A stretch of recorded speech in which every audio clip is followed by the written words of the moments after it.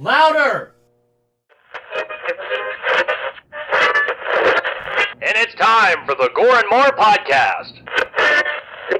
Gonna have a good time. Gonna have a good time! Yeah, we're gonna have a good time. We're going on now. A ball break, walking hand in hand in the moonlight.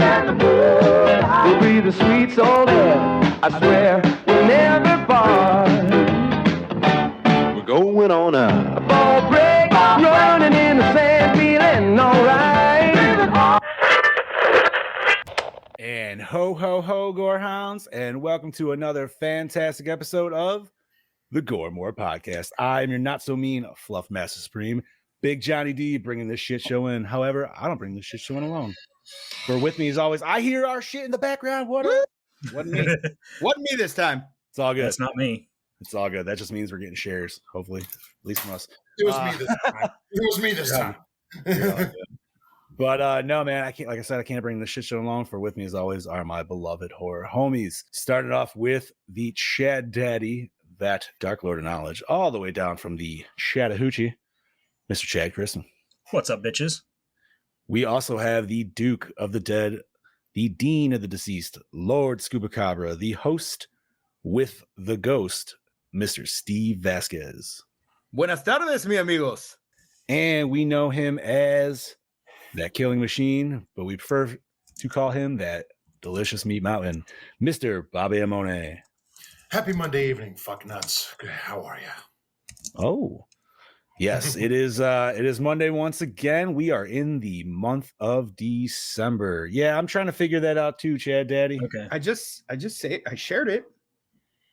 It's Yeah, it's but you here, shared it's it. here. Is it? All right. I keep refreshing. on, I'm not seeing it. on Facebook. I'm sharing Yeah. it now. It's all here. As long Yeah, as you guys are sharing it, Yeah. seeing it, that's all that matters. Okay, yeah. So today is December 4th, 2023. And well, we have a very fun episode today. We are actually closing out our camp series for the year. An unprecedented closeout. We were not expecting to do this one, but we decided to say fuck it because that's how this show rolls. And I mean, we pretty much throw it all in the lap of Chad Daddy, and he gets to call it as it is. So Dark Lord said yes, and so we fucking did it. Yeah. And I that am is the MC, the master of schedules. that's right. He is, dude. And I'm still not seeing it on the page. That's fucking weird. Yeah, I'm sharing it again right now into one of my groups. I'd say just give it a second because it took a few to get mine too, but I got it. interesting. Sorry for I'm in that. the same possession. What's up, That's Rich? weird. How you doing? Thank you Hey, for what's up? joining, homie. Yeah, I can't share it until I see it. It's so fucking weird. Here you go, Chad Daddy. I'm Oh, I posting do it in our see it, group but I chat. don't know why it's. Yeah, that's weird. I posted it in the group chat. Click on it and see if it takes you to it. All right, Yeah. I'm sharing it to mine. All right. So yeah, anybody that's listening, if you're watching this, if you Share can it up, please. do us a huge solid, throw us a share, whatever you're watching it on, Facebook, YouTube, Twitch. It's all good. Absolutely. But yeah, we are talking 2009's There we go. Friday the 13th. I'm sure we're going to have quite a bit to talk about in this episode. I think so. I know. I personally, you know what? I feel like a lot of times I could potentially judge how the outcome's going to be. This one, I don't know. You guys might be like, you know what? This one isn't as good as I remember it, or it's a fucking awesome. You know what I mean? The But scales we'll can tip either way. We will see when we get there. But before we do that, we're going to do what we always do, and we're going to talk about what we did in the past weekend. So, Scuba Steve, you up for it, buddy?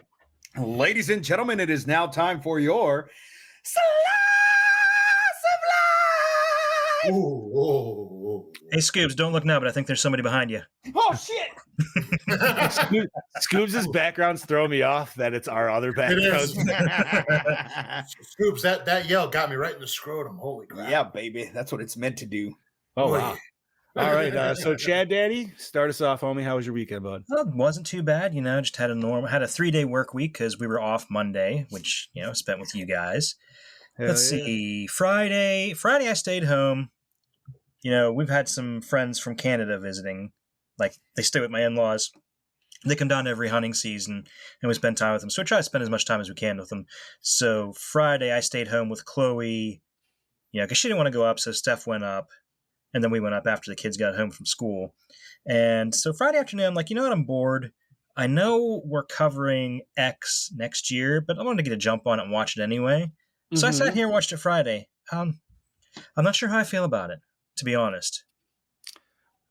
Harvey, I would have never guessed you like this movie, dude. Not in a million years. But Worst Jason design ever.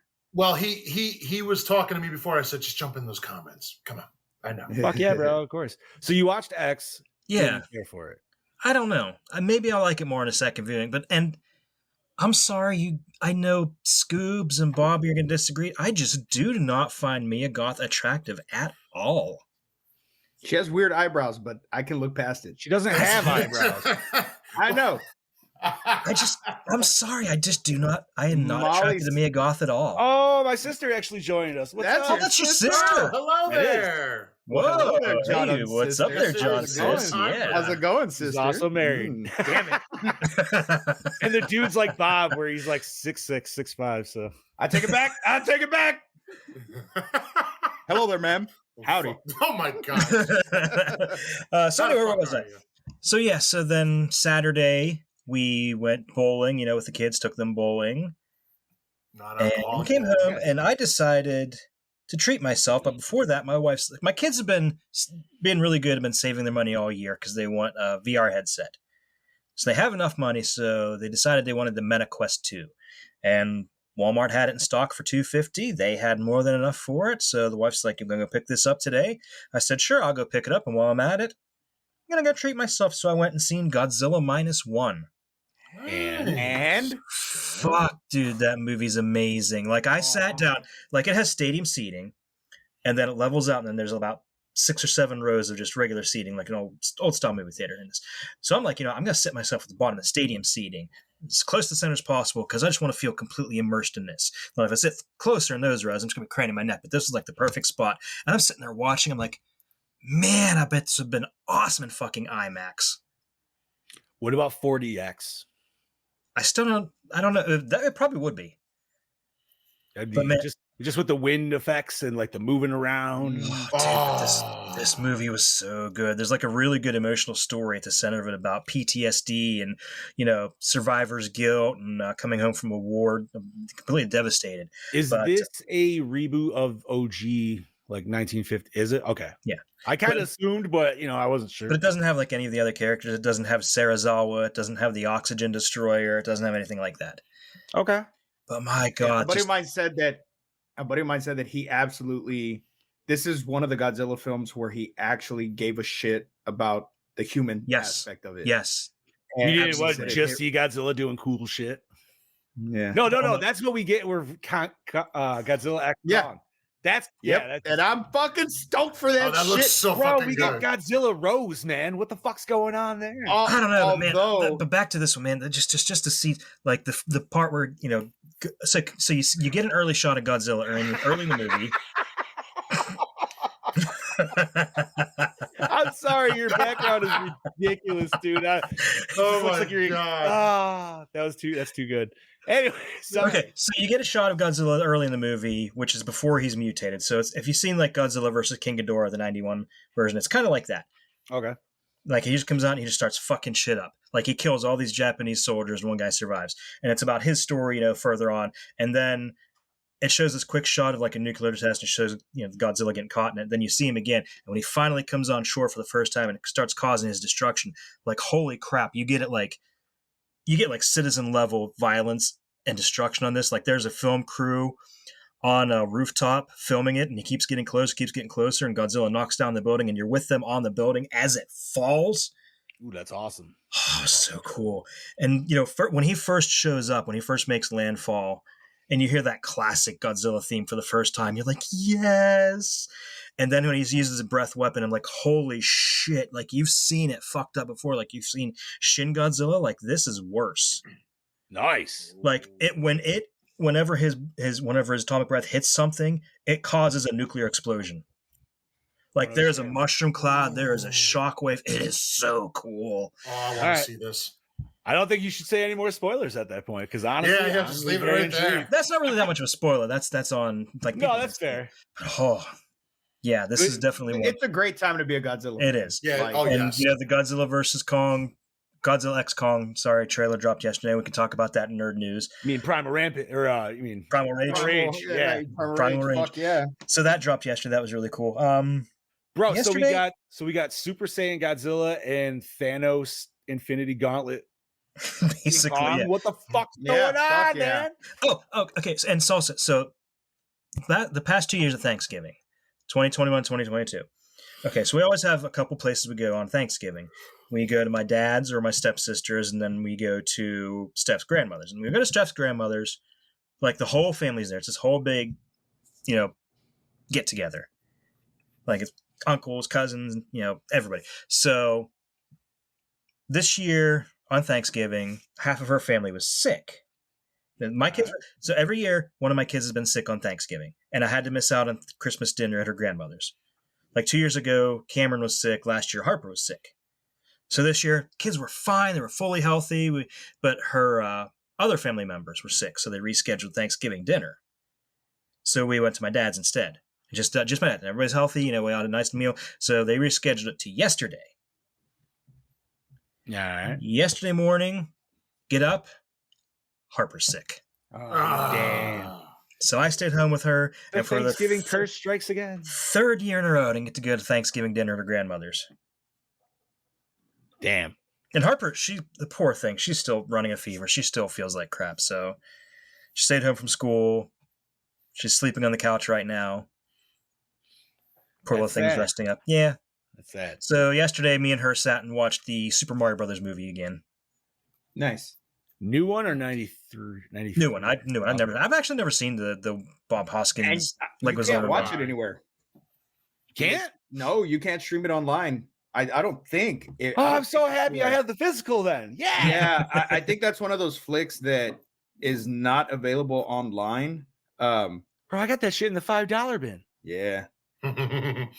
It's a horrible movie, but yeah, but it's like it's one of those horror movies that you like watching. It's a comfort movie. Yeah. I still haven't watched it. I need to watch it. But yeah, that was the extent of my day. Scuba Steve, let's get to you, buddy. I didn't do a goddamn thing. I did nothing. Trying to think, what did I do this past weekend? I didn't do shit. I can't drink anymore, so I worked and I stayed sober, and I had a blast at the bar watching other people drink and judging them on the stupid decisions they were making. It was I felt like that's the best, dude. I felt like Zeus sitting atop Olympus watching his creations just act stupid as shit. He's like those weird, I think it's like the Twilight vampires or whatever in the memes where they're just looking down at the peasants. Yeah, that's Scoops. That was me in the DJ booth, just Peasants. Morons. You're gonna regret that tomorrow. By the way, breaking news, the trailer for Grand Theft Auto 6 just dropped. Oh, shit. I know what I'm doing after the show. Yes, sir. Yeah. It's probably going to be nothing. It's not even going to be like gameplay. It's just going to be... It's probably just like an announcement trailer and that's it. I'm okay with that. Just show me a little bit. Coming in 2026. That's all it is. It's just what the best part is I watched when they had the announcement, somebody's comment was, yo, man, I was in 7th grade when GTA 5 dropped, and now I have a kid and I have a house, and I'm just like, existential crisis, dude.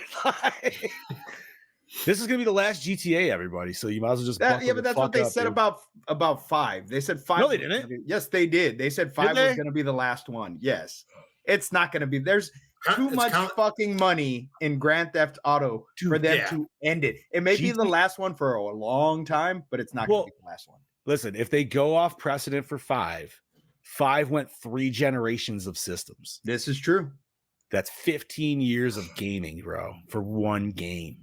So they're gonna set 6 to hopefully higher standards, I imagine. Yeah. Or, you know what I mean? Like, we'll see. Yeah. Anyways, but yeah, I didn't do much. And then yesterday, I had to go to San Antonio to go pick up Mel's kids. I had to pick them up by myself, which was really weird. Having to do that pick up and hopefully not run into the dad because I don't want to beat his ass. But whatever. Did that, and then it was like a 4-hour round trip. So picked him up. Came home, got home, threw this bad boy on, but Charlie was getting kind of fussy because she she was tired, so I hugged her, and then I was singing to her, and she passed out.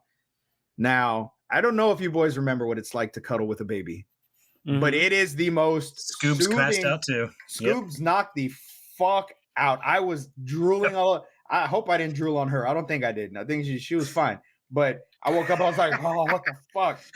I have not passed out that hard in years. Bobby, And it's something so- you'll experience one day too. One day, Bobby, you'll understand. Oh, I know. Oh, I know. And- I know. And I woke up to this demon standing over me that was about to get punched in the face till I realized it was Mel coming home from work. She goes, why'd you raise your fist at me? I was like, because you scared the fuck out of me. I thought it was a demon. And so I didn't get done watching it. And so I threw it on. I left work early today because I had a doctor's appointment with my endocrinologist. And, Speaking of Mel, What's up, Mel? Hi, Mel. Oh, nobody said pirates. Too late now. You just did.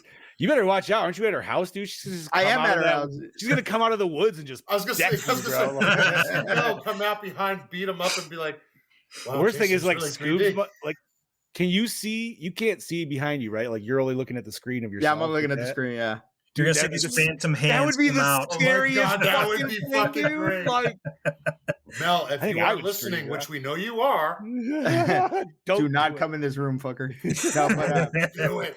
so I Do threw it it. on. I went to my doctor's appointment, and I was supposed to go get lab work last week, but I didn't get a chance to go because we were just so busy at work. So it was the first thing I told her. I was like, I apologize. I wasn't able to get my lab work, but I was in the hospital over Thanksgiving. So can you use that lab work? So apparently my doctor, it's all the same network of hospitals, Christus hospitals, but apparently they're the hospitals on an older system than my doctor's office is. So they couldn't just have them send it over. So she was like, well, I need you to do blood work in the morning because I don't know if your medications, the reason that you were in the hospital or not. So I take a weekly injection that keeps my diabetes in check. Like I don't have to do insulin. It's just this weekly injection. But the doctor at the ER told me that I have pancreatitis. The doctor said, it doesn't sound like you have pancreatitis. So go get lab work done, because if it is pancreatitis, then you can't do the injection anymore, which fucks everything up. And I don't know what the hell I'm going to do because I refuse to get on insulin. I'm not going to do that shit. I saw what that shit did to my dad. So, but that was my day, Bobby. Well, mine was not filled with all of that. A recap of last week. I had a checkup for my doctor to make sure the ticker was good, and everything is good. He just wants lab work, so cut that one in half. All right. Friday we had so Friday was my last day of work now till March, and we had Nice. yeah, exactly. And we had a work party, and they had a little raffle going on, and they had a kitchen knife set, a Yeti cooler, and all kinds of shit. And everybody was gunning for the Yeti cooler. Guess who got the Yeti cooler? Yeah. The Yeti. And it's like about this, like probably can't, like this big, this tall. Little fucker cost $250. Oh, yeah. they're And not I- cheap. And I got it for free. So I was happy I won that. And then most of the Nice, weekend, I was selling Christmas trees. It is that time of year now. So now I make my little extra dough doing that. Friday night, Rebecca came to my house and we went and got Chinese, and we had a nice little relaxing night. We finally watched Violent Night. Oh my God. Nice, dude. I've been waiting all year to watch it. I did not want to watch it out of season. Yeah. She was like, what was that Santa Claus guy movie you were talking about last year? I'm like, well, honey, there was about 15 of them. And she's like, no, it was a new one. And then she goes, Violent Night. I'm like, oh, I've been wanting to watch that. I loved it. Every minute of it. I said, this is on the must-watch list every year from now on. Isn't it on Max right now? It is. It's on Max, yeah. Yeah, it's on Really? Max. I thought it was on Peacock. They moved it. Or maybe it is Peacock. No, It's on one of them. Well, I paid for it, so I know it's on demand. Shocker. So we had a nice relaxing night. We watched that. Oh, Heather's Sunday again. It is on Prime. That's right. Yeah, it's on Prime. Oh, That's right. I just saw it. And then Sunday was again selling Christmas trees. And then I came home to start watching this, which I didn't finish it. And then I finished it today. And, Hey, me too. Was Did you get to that point where you're like, I've seen this a million times? Am I the only person that actually sat and watched it all in one No, sitting? it's actually I got to the point of I'm kind of fucking tired. I'm going to fucking bed. And I said, I know how this ends. So I went to bed and then I did my shit today and I finished it and I'm ready to talk about it. So, John, you wanna tell us what you've been up to there, buddy? Let's see. You want to tell us? What did I do this weekend? I feel like I did something Friday, but I'm completely drawing a blank on that. Oh yeah, we took the kiddo to see Santa, and then we actually just did we had some hot cocoa. We drove around and looked for Christmas lights for like a good Nice hour and a half, and then Saturday, the three of us met up with my sister and my mom, and we went to craft fairs because it was fucking craft fair fucking extravaganza everywhere, dude. There was one at our mall, there was one at the college, there was a bunch of churches doing it. We just hit the two big ones. That was enough. But the funniest part with like me is I won't even come home with crafts. I did this year, but Your sister's excited. Exactly. Yeah, well, dude, I buy food at these things, man. And like, I know I'm fat, whatever, I don't give a shit. But we were at the college one, and it was like 3 aisles away. And I was like, I looked over at my sister and my wife, I was like, man, I smell like spaghetti or something. Something smells delicious, right? So I looked around and I'm like, dude, sure shit, there's a fucking booth way over. And I'm like, oh, they're selling sauce or something like that. And all I felt like after the fact is like I was like a cartoon, dude, and it was like the fucking hand like came over. I was just thinking that the way you were describing holding it up my nose and was like, I was picturing that. That is so funny. So I mean that's what it was, dude. I'm a cartoon. What can I say? John's just floating along. I mean, you know what? I might as well. I had to go through the aisles, but surprise. So we got there, and the guy asked me, he's like, "Did you see our sign?" And I was like, honestly, homie, I'm like, and take this as you will. I smelled you before I saw you. And he goes, what? I was like, I smelled deliciousness way the hell over there. And then that attracted me over this way to where I saw your sign. He's like, oh, I'm like, yeah, man. I'm like, I would take that if anything, like even more of a compliment because your stuff smells so good. I got to find it to know where the hell it is. Yeah. So, yeah, man, the dude was selling 3 different sauces and your friendly fat ass bought all 3 of them. Because Hell yeah. It's the only way to do it, man. Bro, they had so the first one was just like one with sausage clumps already in it, and then the next one was like sausage and meatball, and then the third one was roasted peppers, dude, and like that was the money one. But it was like kind of cool because like there's already enough meat in them to where like you could just make goulash right with the jar of sauce and the fucking noodles and you know what I mean? Yeah. So it's like, all right, I'll try some of these, and then they're sold at a few local spots. But yeah, man, spent a good amount of money on stupid stuff. One cool thing we did at the first one we went to, the haunted house, the local haunted house there, they kept up their structure and they decided to try something new this year. So they did a Christmas walkthrough, not a haunted Christmas walkthrough, just a Christmas walkthrough. And which is kind of cool because, like, it was like half the price. It's only like $3 per person, whatever. It goes, they donate it too and shit. But it's cool, man. They like literally have it Christmased the hell out in there, and they give you a little bit of a game where you got to count the gnomes going through the walkthrough, and then like at the end you put your what the hell is ticking? Scoobs is typing. Oh, but yeah. Oh. Okay, so Scoobs was not that's not a stupid ask what it is. Come on. That is not a stupid question. Goulash No, in the fastest way, it's just spaghetti and meatballs. Oh, okay. But it's not with a different type of pasta. It's Yes. elbow, it's macaroni noodles, and it's usually just minced up meat all thrown in there. Usually some people throw in like onions, maybe mushrooms. Yeah, exactly. Thank you, Bob. If you want like true Hungarian, don't they use like an actual like roast or something instead of like just They might. Hamburg. I don't know. I just had a Texas one the other day. It was really good. It wasn't a spaghetti sauce. It was a chili based style instead. Really good. But yeah, man, it's just meat and noodles. So it's spaghetti and sauce, meatballs. But it's like, how can we make a burrito and a taco? You know what I mean? Like it's the same ingredients. It's just we're doing different structures. Yeah, whatever. All right. That's fine, man. That's a fair question. All of y'all were like, oh, and I'm like, what is goulash? I don't mean to sound like a moron right now. He's like leaning backwards. Let me not ask it on the don't let me ask it on the show, but let's ask it on the show.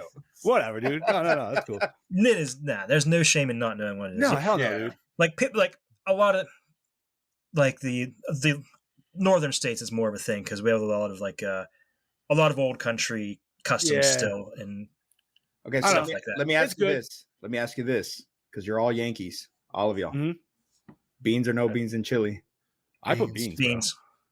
Fucking love y'all. Wait. Who doesn't put beans in chili? I heard real Texas chili does not have beans. No, that's bullshit. That is bullshit because the original chili doesn't come from Texas. It comes from Mexico, and we put beans in the fucking chili. See, and that's what I've always gone off of. I'm like, there's literally beans called chili beans. Like, what the fuck? How do you not? Whatever. Anyway, it's usually a Yankee thing that they don't put. Fuck no, dude. I'm just saying. I got 3 different kinds of beans in my chili, man. Cincinnati style is mostly what it's known for. Cincinnati, like you can get beans, but it's like Cincinnati style is like that weird stuff where they put it over like spaghetti noodles.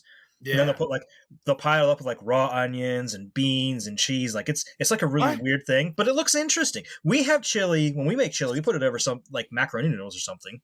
Oh, yeah, chili mac's the shit. I love chili mac. We do chili here, man. We fucking just make a big ass bowl with some cheese. Have it fun. Now, if you're doing like hot dog chili for chili dogs, no beans. No beans. Yeah, no beans. Chili hot dog. That's because you don't want that's just, it's too much. It's too much. Unless you're doing the big ass hot dogs, this big Italian hot dogs with chili and some fried potatoes and peppers and onions on there. Yeah, go fuck yourselves then. Yeah, what the fuck is an Italian hot dog? Isn't it just like a It's sausage? called the stromboli. Yeah, exactly. No, it's not.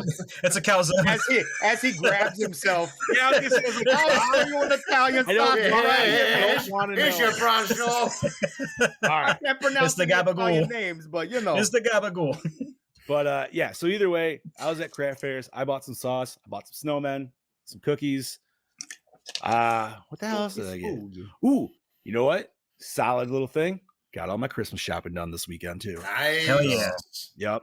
So now I just got to do some wrapping and wrapping and tapping. Let's see. And then Sunday I didn't do shit. So I'm ready to talk about this movie. So let's do that because we are way too deep into this shit. We are. So we are talking once again 2009's Friday 13th. Shad Daddy, you threw this on the list, dude. I'm going to say you take the ball down. I did. I would be delighted. Released February 13th, 2009. A group of young adults set up tent near the abandoned summer camp where a series of gruesome murders are said to have taken place in 1980. The perpetrator was a grieving mother, driven insane by the drowning of her child, Jason, whom she believed was neglected by the camp counselors. As legend has it, the last survivor of the attacks beheaded the woman, but then Jason came back, and now he is a vengeful and inexorable killer, wielding crossbows, swords, axes, and other... Makes him sound like he's a fucking knight. Swords, axes, and other sharp instruments. The legend proves horribly true, as these campers quickly discover. 6 weeks later, the brother of one of those campers distributes posters of his missing sister. The police believe she took off with her boy... He wasn't even trying not to be Sam. It was so fucking Sam. It wasn't even funny. Sammy. Exactly. I was expecting for Dean to come in any fucking minute, dude. Anyways. He's even doing what Sam would do if Dean was missing. Yeah. The police believe she took off with her boyfriend, but he knows better. The brother crosses paths with an uptight young rich guy who's having his girlfriend and friends over at his parents' cabin. The brother ends up at the cabin himself just before his sister's attacker sets upon them all. Fucking A. Directed by Marcus Nispel, The Texas Chainsaw Massacre, Pathfinder, written by Damian Shannon, Freddy vs. Jason, Baywatch. There's a complete opposite there. Yeah, it is. Mark Swift, also Baywatch and Freddy vs. Jason. And Mark, not Will Wheaton, The Messengers and Infected. Produced by Michael Bay, The Island, A Quiet Place, Andrew Form, Teenage Mutant Ninja Turtles, The Purge, Brad Fuller, The Amityville Horror, Ouija, and Mr. Sean Cunningham. Whew. I That's like that it producers really- there. I was like waiting for it to not say it, but I'm like, no, it actually says that. Of course. All right, Bob. I do it all the Well, time. hang on. It's been every episode. Starring Jared Padalecki, Gilmore Girls, Cheaper by the Dozen as Clay Miller, Danielle Panabaker, Sky High, The Flash as Jenna, Amanda Rietti, Return to the House on Haunted Hill, Role Models as Whitney Miller, Travis Van Winkle. I was about to say Winkle. I don't know why I'm saying it different. Rob. Transformers accepted as Trent, Aaron Yo, close enough. Disturbia 21 as Chewie, Derek Mears, Predators, Swamp Thing as Jason Voorhees, Jonathan Sadowski, She's the Man, Live Free or Die Hard as Wade, Juliana Gill, Captain America Civil War, Girlfriend's Guide to Divorce as Bree, Ben Feldman, Cloverfield, As Above, So Below as Richie, Arlen Escarpeta, We Are Marshall, Final Destination 5 as Lawrence, Ryan Hansen, Veronica Mars, G.I. Joe, Retaliation as Nolan, Willa Ford, The Anna Nicole Smith Story, Universal Squadrons as Chelsea, and Nick Mennell, Halloween, Bad Parents as Mike. Total body count, 14. Excellent job, Bobby. Good job, Bobby. Proud of you. Oh, yeah. Not a screw up. Not a screw up. Don't worry, it's coming. Yep, I'm about to fuck it up right here. Music by Steve Jablonsky, Transformers, The Texas Chainsaw Massacre. Cinematography by Daniel Pearl, The Texas Chainsaw Massacre. Alien vs. Predator Requiem, the darkest movie ever made. Edited by Ken Blackwell, The Is it Expendables. though? Is it One of though? them. It's one The of them. lighting is horrible in that fucking That movie. makes so much fucking sense on this movie then. Yeah, actually, that would make a lot of sense. Yeah, this movie was This movie was really super fucking dark too. because I'm gonna You're say, gonna- dude, like there's some Warner Brother movies out there, man, that I feel might hold the test up to that. I don't know, man. Predators or Alien vs. Predator Requiem for Wasn't me Batman is versus Superman super fucking dark too? not as dark as fucking this one. Yeah. don't know, No, I'll tell you what was darker than AVPR was fucking Hellraiser. The new one? The new Hellraiser. It was on Hulu. Yeah, I didn't get. I still didn't get that have to far watch into that. it. So it is really dark. All right. All right, Okay. Edited by Ken Blackwell, The Expendables, Pet Cemetery, Bloodlines.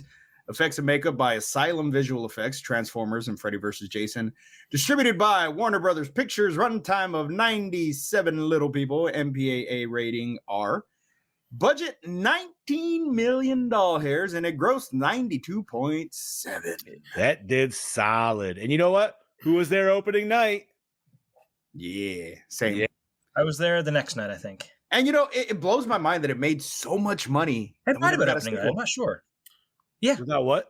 We never got a sequel. Well, Yeah, I think it's quite I- obvious as I to don't- why we didn't get a I sequel. don't give a shit. There could have been a sequel. No, there There could should have been a Should have been a There should sequel. have been one right away. They should have struck with that instead iron of was hot. dumping the money in the fucking Nightmare reboot, they should have just put it in the goddamn sequel. Yeah. Yep. Well, all right, then I'm going to start this general discussion off here because Hey, Gene. I've Everybody had in the chat. yes, hi everybody, but it's been a minute since I've watched this movie, so I let it marinate with me as I was watching it. First off, I'm just going to say it right off. I hate that some people even call it a remake for obvious reasons. 100%. The reboot. I also hate that it's a reboot because my issue is if it's a reboot, you rebooted 4 movies. 2 of those movies, technically 3, didn't need it at all on any level. Because I went back and read and they said, well, we wanted to kind of do 1, 2, 3, and 4 in one movie. And first thought in my head was, what's wrong with 4? There's nothing wrong with 4. There's not. Yeah, but if you're rebooting it, that's the whole purpose. You get a clean slate. Yeah, but when I think of a reboot, they should have, to me, honestly, they should have rebooted the first one, and then they could have made a better sequel. I think What's the purpose? Instead of- What's the point of rebooting the first one, though? Everybody already knows the big secret of it. There's no reason to reboot the first one. The first one was trash. Actually, the thing is though, if you look back, a lot of people do think that Jason has been the killer the whole time, and they kind of forget that his mother was the killer in the first one. Take a look at the opening of Scream, and you'll know. Yeah, That's how a lot of people think. That's what. So I think they could have made it a better remake of the first movie. They could have done a whole lot with that because nothing's been done with that. We've had a lot of Jason since 1981. I don't see this as a reboot. To me, it's a remake. They remade the story we already know. They didn't really use elements of stuff that we already had in the previous films. So like with a reboot, usually it's in continuity with something. Yeah, no, you're right. You're right. Yeah, exactly. So for me, this is a complete fucking remake. Yes, it's a new Jason design. It's like the shit that happened in the other movies, obviously didn't fucking occur. There's no continuity from the previous films. Mm-mm. No, it's just more nods than it's more. Yeah. Other than than, when we get those flashbacks of Jason's mom dying, I do, however, like the fact that they showed Jason was there. But my one complaint is that he should have been older, unless they're going with that this happened because she started killing at the camp. What was it, like 20 years after Jason died? Yeah. How many years? Do we know in this time frame if that's how much time? Yeah, we don't know how that. Yeah, no, and we don't know. So I would have liked to have seen a little bit more of that explained, because if he was alive as a kid, okay, cool. We know that he drowned. He didn't die. Obviously, he's still alive, and he's been fucking. Do you want to see the Jason Homeward Bound movie prior to this of him like? Yeah, it was like. Could you imagine seeing little Jason like try like? He wakes up at the bottom of the river and scared the shit out of me. I knew it was gonna happen. Knew that shit was gonna happen. Well, so and no, you are right on pretty much all those levels, Steve. But my thing is, though, for me, is they didn't make anything new, whereas other remakes there were newer elements as to be like, yes, this.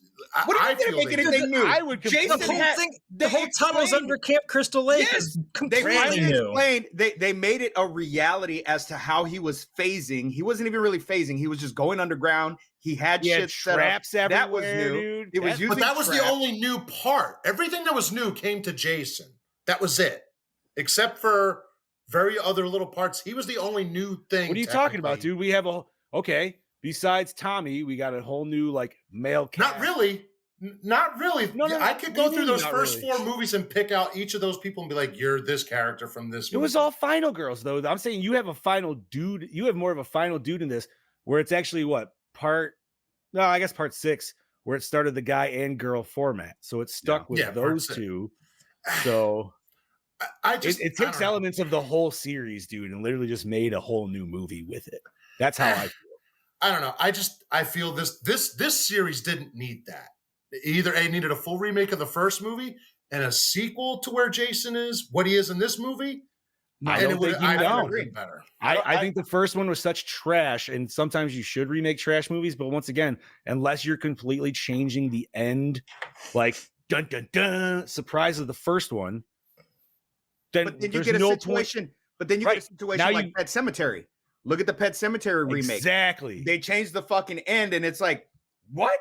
They changed so much in that movie that it's like, what did you fucking do? But then we also got the same ending here. It was a surprise ending, him coming out of the lake, and it cuts the credits. I mean, it was all kind of leading to that at some point, too. That, to me, feels more of a producer thing than maybe a directorial thing. I could be wrong, but everybody expects Jason to have one last pop-up kind of thing. Yeah, that's one thing that has to be in a Friday the 13th film. You have to get that pop-up to show that nothing can kill him. Even if he's in his human form, he's gonna come back. You know he's gonna come back. Just like Myers. You know Myers is gonna come back regardless of what they. That's why they didn't. Him. If they didn't want him to come back, they would have shoved his whole head in that grinder. They didn't. And there was a reason they didn't, because they knew exactly what they wanted to do to leave it for potentially open a sequel. Now, Exactly. I don't know. I This know we're jumping all the way around, but right at the end, I just want you guys to think about it. And I don't know if you laughed as hard as I did, probably not. But the scene right at the very end, before he kicks the body in, and they're just having that like pause reflection, like where Sam and Dean kind of do their thing, like, right before they fucking, they got to have that little discussion before they get in the car and drive away to the next episode. Could you imagine, like, why did they get? It always kills me because like you think about like he probably hauled that body down there. He's not huffing and puffing, and they decide to like pose like that before kicking it in. No, you're gonna get that shit down to the dock and be like, huh, fuck you, motherfucker. Like, I'm out. Oh. It did feel a little too supernatural though to me after watching Supernatural. I do want to say this because it's funny that you mention that. That's the reason that we got this movie is because there was supposed to be a Supernatural episode with Sam and Dean fighting Jason, but the producers didn't want to pay the licensing fees, and then the company just decided, you know what, let's just reboot Friday the 13th and do a remake. So yeah, we were originally supposed to get Supernatural Friday the 13th, which would have been fucking epic. That would have taken. I would have taken that over this. It would have had to have been at least a two-parter though. You can't squeeze that into one episode. I agree. That's a solid two-parter. Because like you're not getting them maybe even close running into Jason till the very end of the first part. You know what I mean? Yeah. And then the second part. You really didn't like this movie, Bob, huh? No, because no offense, I don't know. It just didn't need to happen. It really did. No remake needs to happen. But when they're good like this one, I will. It's questionable. I like this flick. It's better than the original Friday the 13th. Well, yeah, I like it, but I'm kind of leaning more along with Bobby that I don't think it held up as well as I seem to remember. I watched this. I'm like, this was not as good as I was. You realize what's happening right now? We're getting old. No, we're arguing. No, we're arguing right now. I don't know. Like, look, I'm also going to say this right now. The best part of this whole movie is Derek Mears. I hated every character except for Jared. But you're supposed to. No. I could go through every other movie and be like, you know something? You're good. You are a big douche, and you definitely need to die. And if you die, I could live with. I can live with that. I don't know. I like it. No, I'm like, you suck. I like the Asian guy. Yeah, I like the Asian. Awesome. The Asian was my homie. Yeah. He was the only one, but I'm like, well, you're not going to save this movie for me, buddy. You're just not going to save it for me. Jason saved the movie because Jason was fucking badass. Bob, let me ask you, besides part 6, who runs Bada Town? Besides part 6, what character do you truly give two flying fucks about in this entire series? That's Ginny? Not Jason. Really? Why?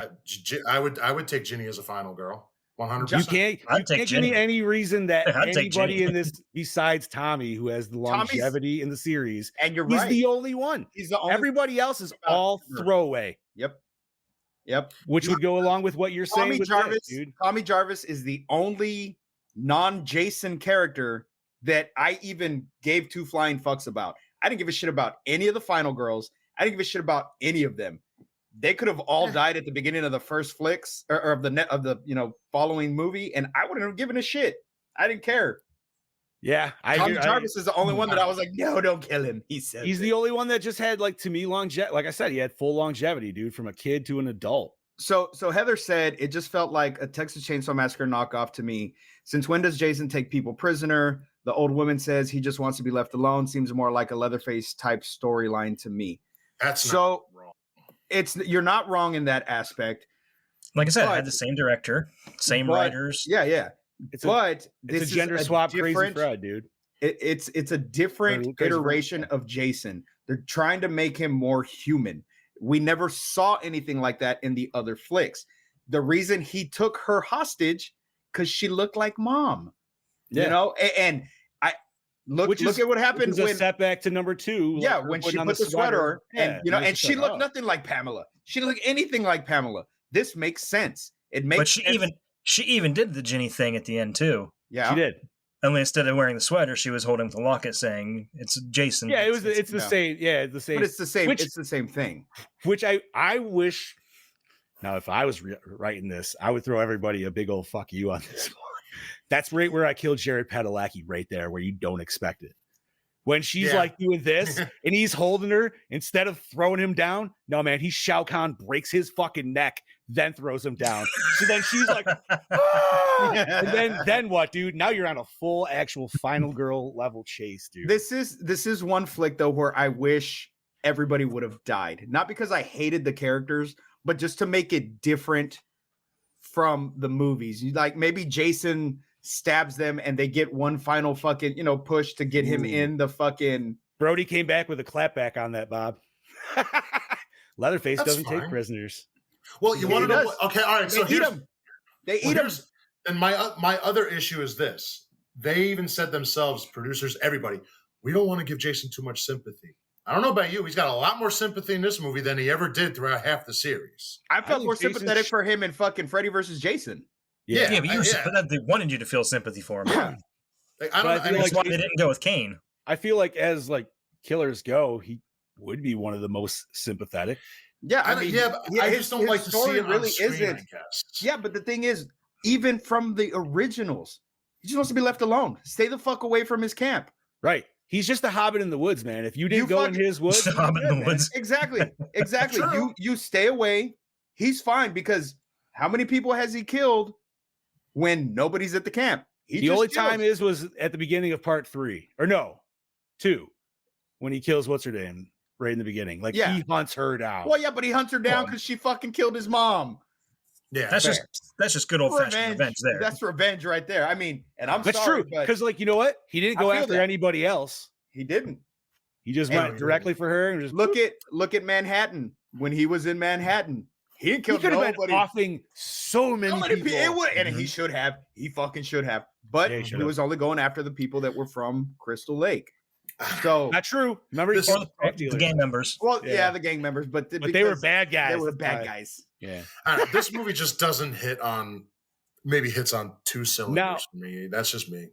Now I feel like we have, like I said, we jumped around, but that's the fucking show. So if you knew to hear, That's not the truth. There, we are So- chaos. yeah, ensue. All right, so but I gotta say, man, even if this movie, if I had from the opening to the actual title card drop, and that's all you gave me as a snippet, sold. Yeah, Right? fuck yeah, Sold. Yeah, dude. I remember 100%. watching this. I You remember had- watching this. Every time I watch that, I am 100% invested. Yep. All the way up into the title card. And it's after the fact where I can agree with Bob. It's when we get a new reintroduction to the new teens that we're getting. Whereas usually, you know what I mean? Because like obviously all our other ones got off. And I feel like that's where it kind of slows down a little bit. It does. It It's like doesn't it's like a CW show right there. Yeah. Yeah. And it doesn't start to pick back up until, you know, like actual shit starts to go down. Yeah. But I mean, and that's it's probably one of the best fucking openings ever because you're God, watching. bro. I That I remember will sitting agree. there I watching it. cheered. I No, cheered. In I the did too. fucking, So I remember sitting there watching it, and I'm like, "Oh fuck, this is fucking brutal," and then expecting it to go to the next scene, but then it's like Friday the 13th. I'm like, "What? Oh shit! It's just getting Bro. started. Let's fucking go." You know what it was? Is because, dude, you got that fucking machete to the head with the yeah. boot, and then him sprinting full fucking force, which Yeah. is something we've all we had it a little bit in like 3 and 2, but not to this like, oh my god, Full dude, fucking sprint. like linebacker Yeah. fucking like and like, you that's know? fucking terrifying. Like Yeah. Yes. Derek And Mears is a huge motherfucker. He And, is. and He's can you very- imagine just Jason that size come fucking full sprint at your ass? Like that Dude, is that'd be horrifying. like coming face to face with a panther and it's just gunning for you. yeah, you ain't got no. You're dead. You fucking Now, if dead. it was a Like I said, cougar, that's a totally different story. Well, yeah. It's a different Like I, thing. yeah, like I said, I'm letting that cougar take me down, baby. But either way, either way, you're not escaping that situation. Mm-mm. like I Not said, alive.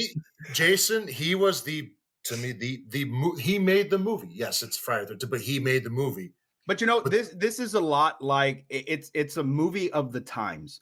Very. Oh my 2009. god, it is. Dude. You know what I mean? How you said CW.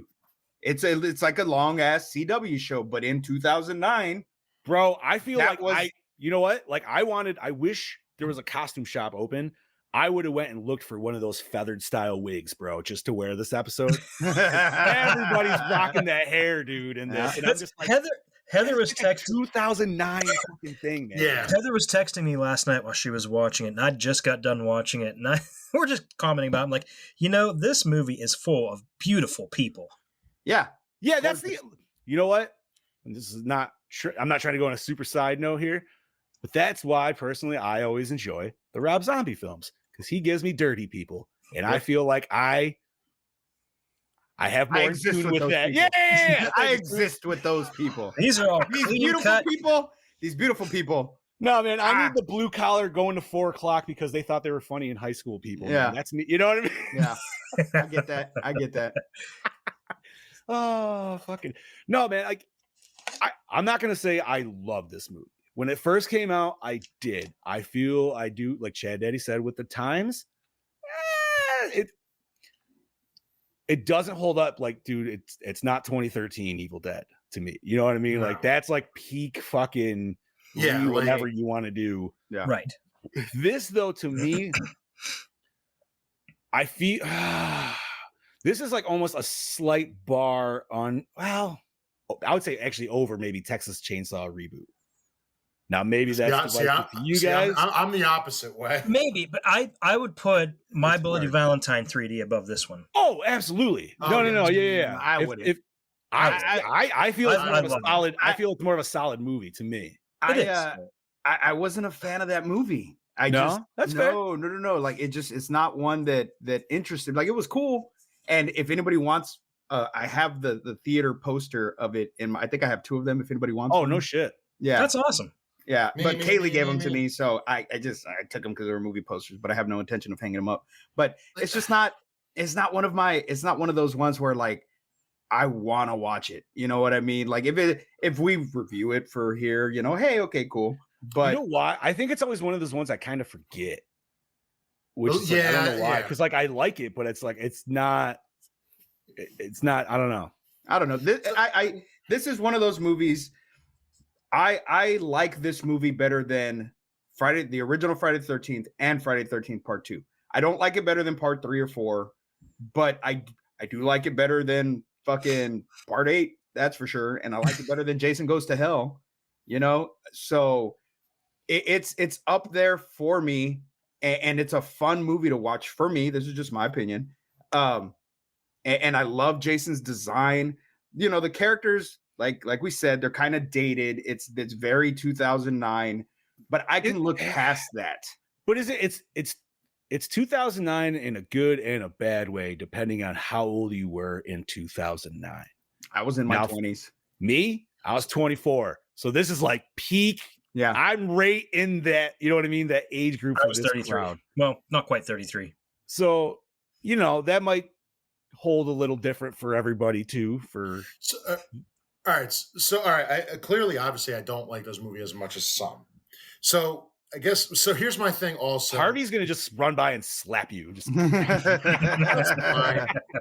But No, so if I'm going to talk horror reboots for a second, quick side note bar. So I'll take Rob Zombie's Halloween. I like that movie. Now, do I agree with everything he did with, say, Michael? Not everything. But I appreciated what he did because he said, look, I wanted to make this as this is what this kid went through to get to where he was. It was something technically new we didn't see from a kid to a 21-year-old adult in the first movie. We saw a kid. Okay, now he's this. We didn't see him go through this metamorphosis before. I was like, I appreciate that. So I appreciate what we got. For me and Jason in this, I love the adult Jason. We saw there's the tunnels. This is how he moves.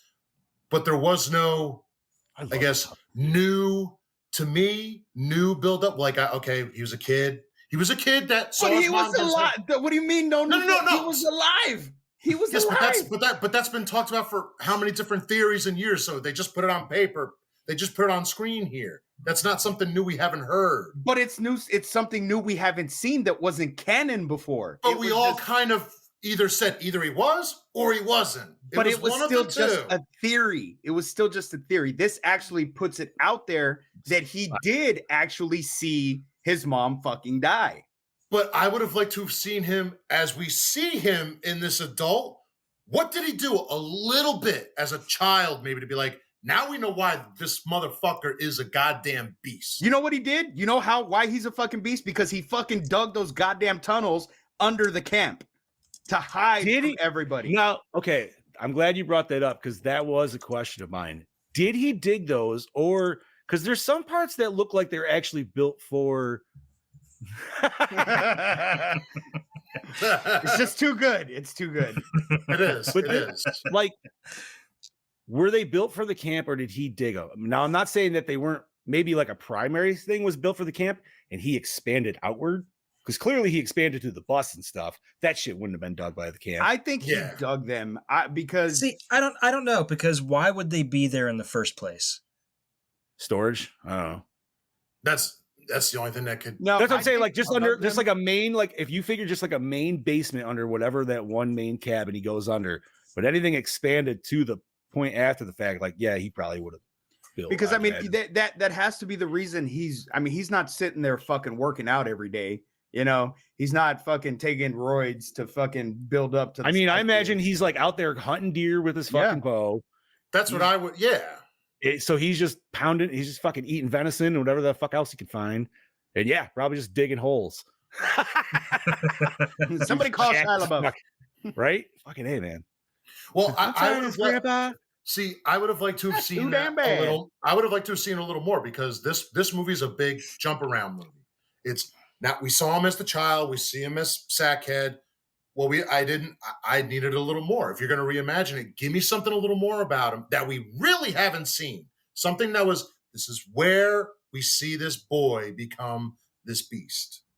Well, we're getting that in the Crystal Lake series. You know what? I Little feel Wish like Will Be Granted. I hope we do. I know what you want there, and I feel like a lot of people, this is just my thought. Halloween, you brought up Rob Zombie's Halloween. That came out 2007. A lot of people hated. Yep. Hated. Chad included, right there. Thank you, Chad. The fact that they introduced all the child shit for Michael, whereas I personally fucking loved it. High five. You know what I mean? I do, Right. and I do agree. Different strokes for I loved it different. too. No, So I straight up loathed it, but we're not here to talk about that. I don't need Jason montage in the woods of him like fucking bigger, stronger, faster, like aging to an adult. You know what? I just don't need that, dude. with It's like, never. Yeah. like a Rocky I was IV thinking training holding out- montage. I was thinking 100%, holding out for a bro. hero. He's sitting out there lifting logs and shit. Yeah, Chopping down trees. Full lumberjack workout, bro. But no, no, I kind of want to see that now. yeah, it'd be fucking great. You know Make what? it happen, There's the- Harvey. There's the It's gotta fan happen, film yes. That's the fan film we need, dude. Come on, Harvey, make it happen. Jason the preteen years, bro. Like, Make it look exactly like the Rocky IV training montage. But no, Hearts on Fire is playing. worst part is like you went to an actual serious montage where I in my head went to Hot Rod, and then it's just instant fucking flip it through. hill rolling. He's fucking chasing down fucking random people to build his cardio and shit.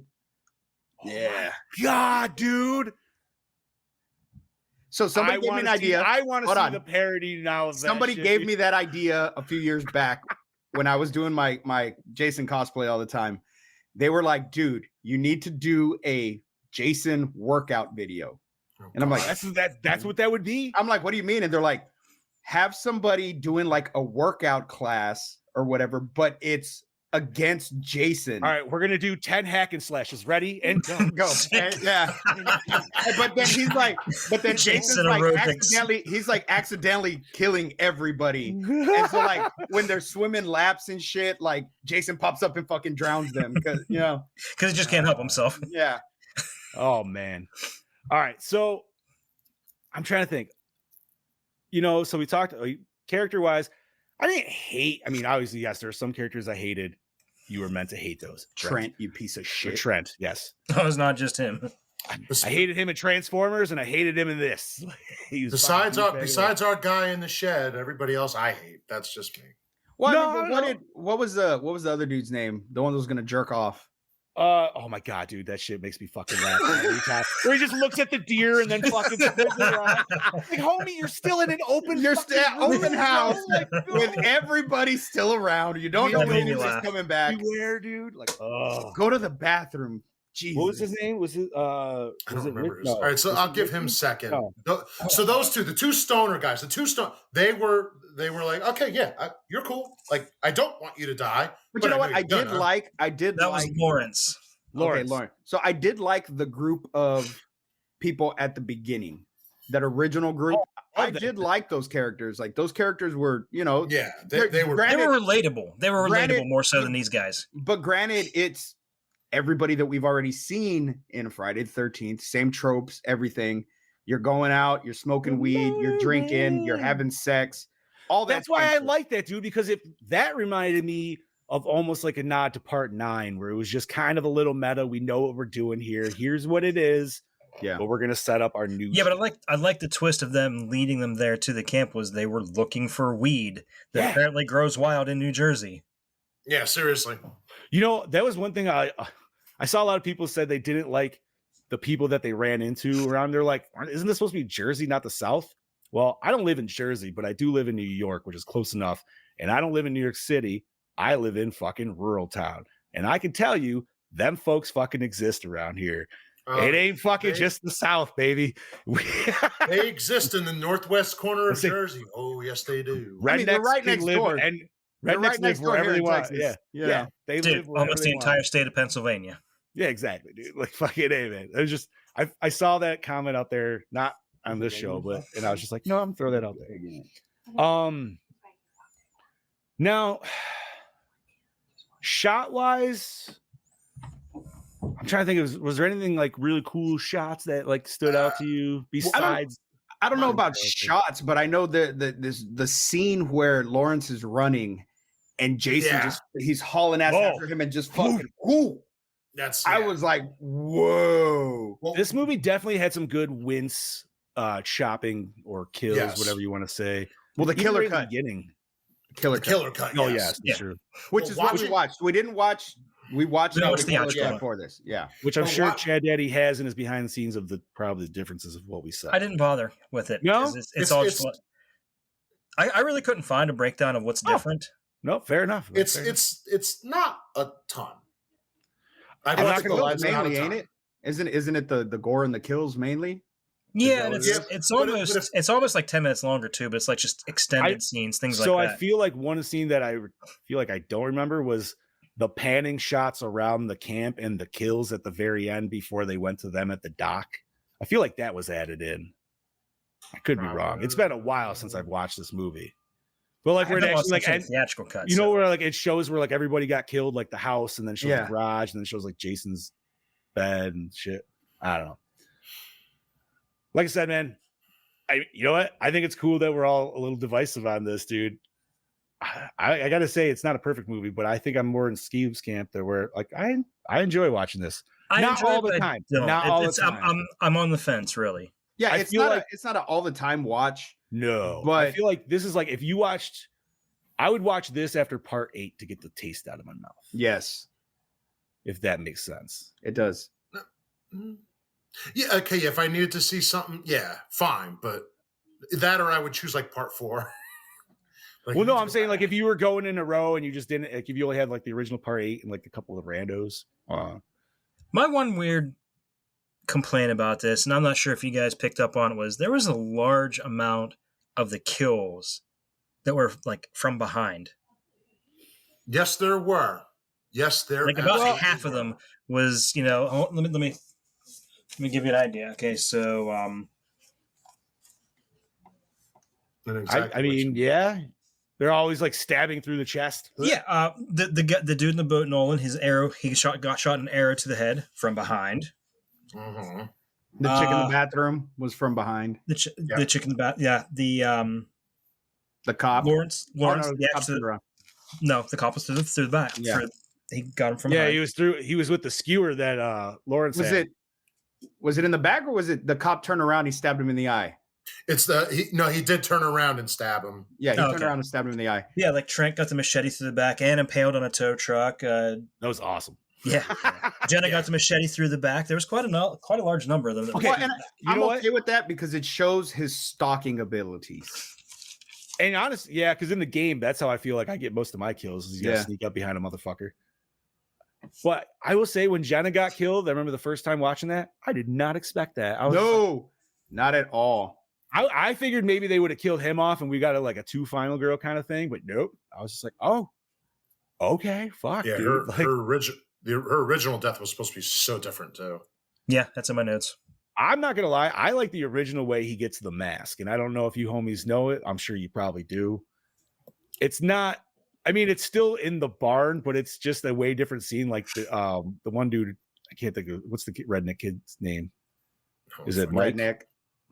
Was it Mike? I think it was. Probably. No, I think it was Donnie. Donnie? Redneck Donnie. So yeah, it shows him bringing back all the weed that he got. He dumps it, and then he's looking for his porn stash. And when he pulls it, the mask is behind the porn stash. He's like, "Oh shit!" So then he starts wearing the mask. Oh and, yeah, you're right. smoking in it. I remember that scene. Yeah. Yes. And you know what? I like that scene, dude. I kind of like it better than the one in the movie. I really wanted to wear my remake mask, but I haven't seen my remake mask in like 3 years. Lance. Mr. Lance McKinney. Somebody message Lance. Yeah, somebody tag Lance right now. But no, man, I don't know. I thought it was pretty solid.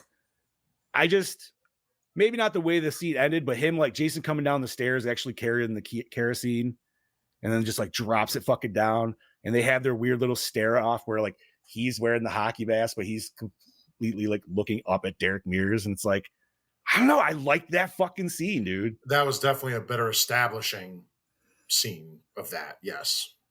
I wish they kept it. All right.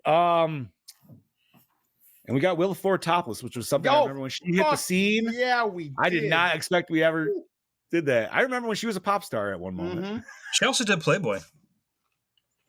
But it wasn't, but she was always the naughty pop star, so it kind of made sense. Like, dude, her big hit's called I Want to Be Bad with You. And she had those were nice. Yes, they were. Wasn't she dating one of the Backstreet Boys when she first came out on the scene? Mm-hmm. That's taking me back to TRL days, bro. Like, it's like coming home from fucking high school and be like, oh man, I got it. But you know what? I think that it was a cover up because she was dating which one's the gay one? In Backstreet Boys? Mm-hmm. I didn't think anybody was. You're thinking NSYNC. Oh yeah, thinking NSYNC. Never mind. All right. Shall we hear from Mr. Brody Kane? Yes, I would love to hear what he has to say. Alrighty. Howdy folks, it's your DKB back for another episode of Gore N More. This week I'm here to talk to you about Friday the 13th, the remake. Let me start off by saying that the very first time that I'd seen this film, I really enjoyed it. Definitely feels like a mixed combination of the first 3 films to an extent. But I really appreciate the way that they really went about it. They brought in the director of the Texas Chainsaw Massacre remake, so he is no stranger to that. It's just familiar territory to him, and I thought it was a great chance to see this director come back and actually have a crack at this franchise. So let's just start off with the kills in this film. Fan-fucking-tastic. I mean, brutal as all fuck. I love it. I love how the brutal kills come into play for the characters that we really don't appreciate and like, essentially. I mean, we do like them for the most part because we know why they're there and what their personality trait is for this type of film. But seeing them get ice the fuck out in this film, I highly enjoyed that. But yeah, the kills, the practical effects, there's a little bit of CGI in there, obviously. But yeah, I thought it was done pretty damn fucking fine. So the acting in this film is absolutely done extremely well. I thought the actors that they'd chosen for this, to bring these characters to life, especially these characters that felt like a bit of a modern day take on that familiar territory of previous characters throughout the franchise. So it was great to see them, bring them to life. And, there's always one fuckhead in the group. throughout the majority of the movies in this franchise, and I thought he played a fucking phenomenal part in this film because I wanted to reach through that screen and grab him by the scruff of the neck and maybe just fucking put a fork in his fucking face 20 fucking times. So, yeah, you know, an actor's done his job when he makes the audience feel that way. Oh, yeah. But yeah, in saying that, yep, the actors, the characters in this film, you know, as expected for a fucking Friday the 13th film, let alone remake, I thought it was done extremely well. So I really fucking love the tunnels underneath Camp Crystal Lake because it feels to me it would somewhat explain to that realism of why Jason can somewhat teleport when he's not really. He can just fucking run here, everywhere, and pop up. Because obviously our characters are unfamiliar with the area and he's so quick-witted, smart with his location skills. He can just pop up here, there, everywhere, and it feels very dark and grimy, so shout out to the production designers as well, because every time we get some interior shots of the cave or the shacks, whatever it is, it's very gross out to balls. I feel like it's a little bit of a TCM2 vibe. When we go underground there, so, but yeah, the catacombs of Crystal Lake, I'll call it anyway, the tunnels, I thought was a very clever play for this type of film. Jason in this film, holy fuck is he intimidating. He is a tour de force, he's a fucking powerhouse to be reckoned with. I mean, every time he's on a screen, it's like, holy Santa Claus shit. That motherfucker better be fit as a fiddle and can outrun Usain Bolt, because if you cannot, he is going to hunt your ass down and you're pretty much fucked. So I like how they ground Jason in the realism of, like, you know, he's really smart being in these surroundings, his familiar territory where he lives. But yeah, just like the brutal strength of him. Like, he even looks like a fit dude, you know, living off nothing but protein his whole fucking life or whatever it is. It's just this menacing structure about the actor that plays him, Derek Mews. So it was really cool to see Derek bring this character to life. I mean, it's definitely a film that's not flawless by any means, but I really fucking highly enjoy it for what it is. I think it's one of the better remakes that was coming out around that time. I like the story itself, and like I was saying, I like how it's a bit of a combination of the first three films. To an extent, if you really wanted to break it down a little bit more, you know, we get the sackhead Jason, then we get the mask in there from 2 and 3. Even we get a little bit of a backstory at the start of the film with the first film and his mother, you know, so it all sort of ties in together, and I think I can really appreciate it for what it is. Gore N More score, I'm going to give it a solid 4. All right. Actually, no, I'll give it. Oh, you know, 4. Sorry. Right. Anyways, your DKB signing out, and I look forward to hearing what you guys have to say about the film, and I'll catch you gentlemen next week. So, cheers. Cheers. Thank you, Brody, very much. Brody. Thank you, Brody. Let me get out of Gracias, Brody. Whoop and whoop, and there we go. All right. So cool. So we've discussed a lot on this movie in comparison to some other ones for sure. Bobby really took the reins today. Yeah, he it's did. all right, man. That's all good, dude. Sometimes that happens. And you know what though? That just means Bob's that much more of he's a loyalist to the OGs. Well, it's like I do love the OGs, but the first one's by far not my favorite. But I don't know. It should have been a little more grander style. If they were trying to go further with the franchise, it should have been just a lot more. You guys are totally missing Steve seductively eating down on the corner. Oh, I'm watching. Oh, I was totally not paying attention. I'm seducing Brody.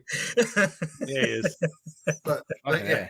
like I said, if they were going to say, "Hey, we want a sequel to this," I feel there could have been just more. God damn it, Steve.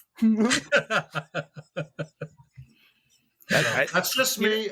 Look, I thought it was a good proper introduction to reintroduction to the series. Yep. I thought it set it up to where we could take it to somewhere else. And you know what? If they wanted to, they could even bring back Jason, like zombie Jason, after a couple of them if they wanted to go crazy with it. Not that a lot of movies really kind of do that anymore, unless they're like specifically in a different kind of. I feel like Terrifier is the only one that's like able to that's been able to do that as of recent years. which this isn't kind of super side note, but like I know you guys saw probably like a month or so, that the director from that says he wants to tackle this series, and I'm like, you know what, man? Damien Leone. Yeah. I don't know. I like Terrifier. I really do. I don't want to see his hands on this. I don't know if I need to. I don't think so. Unless his vision is a completely different, like, you know what I mean? Because like we expect a certain thing once we see a few movies from that director, right? Yes. Rob Zombie, all But that I think kind of all shit. we've ever seen from him is Terrifier. Terrifier or the OG one there, All Hallows Eve. All Hallows Hallows Eve, Eve. or Terrifier 2.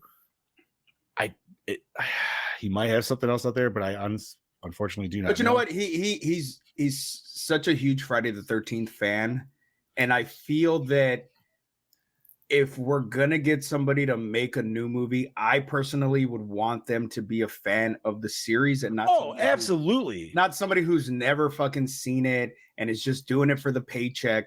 I want somebody that has the passion for it, like I do, like we do.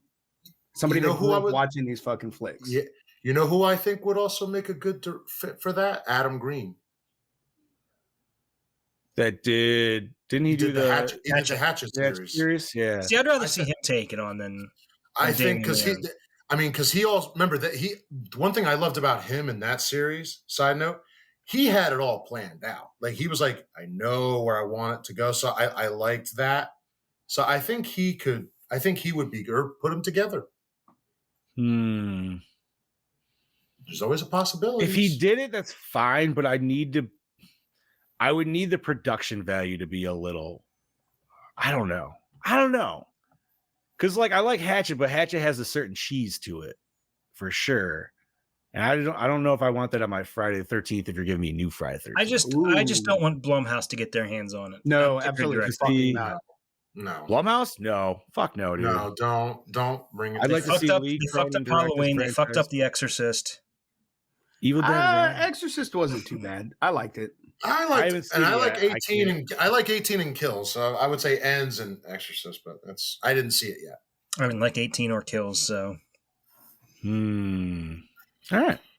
So, Chad Daddy, what do you have behind the curtains for this, bud? Well, I've got a good bit, so this might be one of those things where we pick and choose thanks to our time constraints here. So Richard Burgi wasn't cast as Officer Brack or Sheriff Brack until 12 hours before they needed to begin filming his character's scenes. And they cut one of his whole fucking scenes. Yeah, they did. There's a scene where like they get the call at the sheriff's department, and then you actually like hear him kind of speak or stick up for Clay. Whereas you know he's not the douchebag cop that you think he is. So I feel like they need to throw those scenes back in to give us the true killer cut. Right? I think I would appreciate it a lot more. Where's our Crazy Ralph? Like, is the lady Crazy Ralph? We didn't really discuss that. Crazy Ralphina. But she didn't seem that crazy. She was just more like, leave him alone. And wasn't she also the lady from Texas Chainsaw Massacre? No. The one that ran the I don't think so. Or something? No, she looks familiar, but I think it's just because it's like the old lady Harbinger. You know what I mean? Like, I think it's just that aesthetic.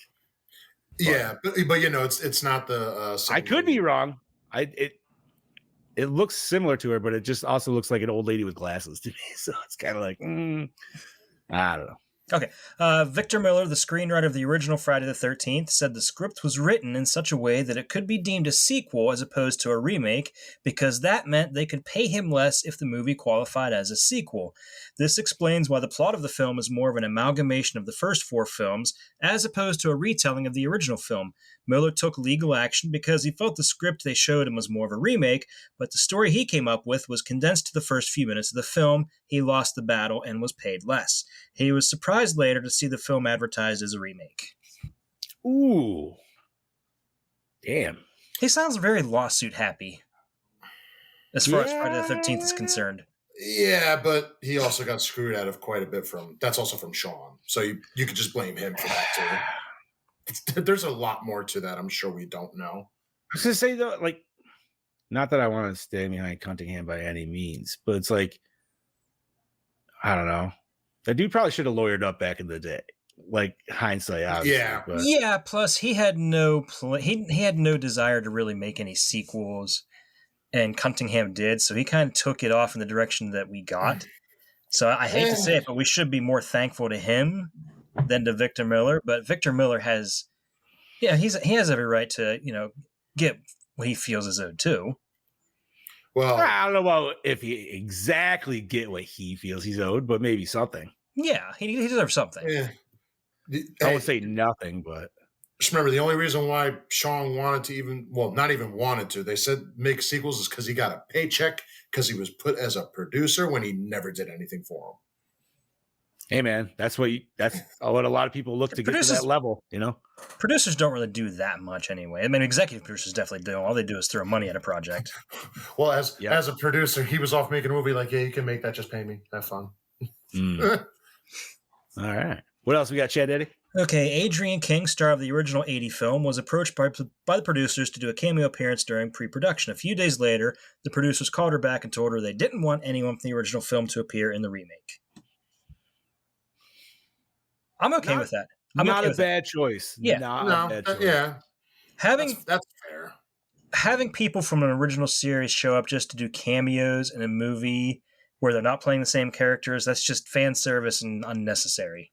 Ghostbusters. Paul Feig. Fuck you. Then we were on the same page for that, but that was instantaneously. Yes. I was just like, that's what I was thinking too. So, God damn it. Fuck you, Paul Feig. Anyways. A Continue. wheelchair and a sweater can be seen in Jason's tunnels during the film. The character Mark was a paraplegic who was killed by Jason in Friday the 13th Part 2, and Mrs. Voorhees wore the sweater in the original version of Friday the 13th. There's also a bicycle propped against the wall just under the wheelchair. It's likely Ralph's bicycle, also from the original Friday the 13th.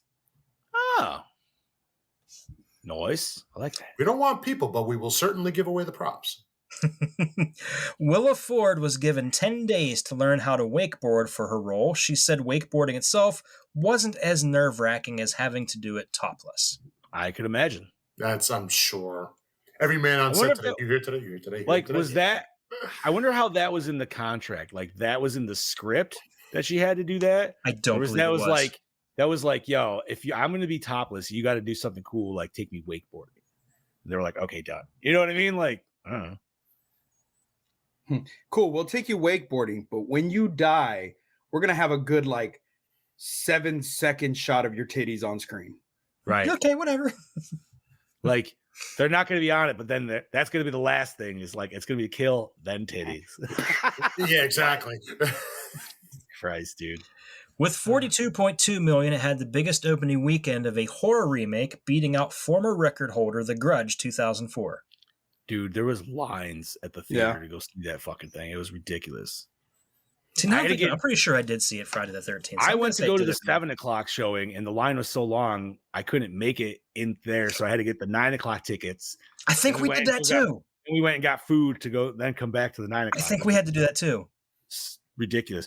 Dude, I also remember how many young childrens were in that theater. And I'm just like, man, there are some gratuitous sex scenes in this movie. Yeah, there was a lot. Dude, Oh my God! Yes. And I'm talking like, when I'm saying young children's, I'm talking like 7 years old, dude. Like, And I could see little Jimmy going to Daddy. What are stupendous titties? That's I'm not right there, son. judging by any means, and I'm not really trying to, Your but I mother's- might definitely question, like, yeah, maybe. I would. Okay.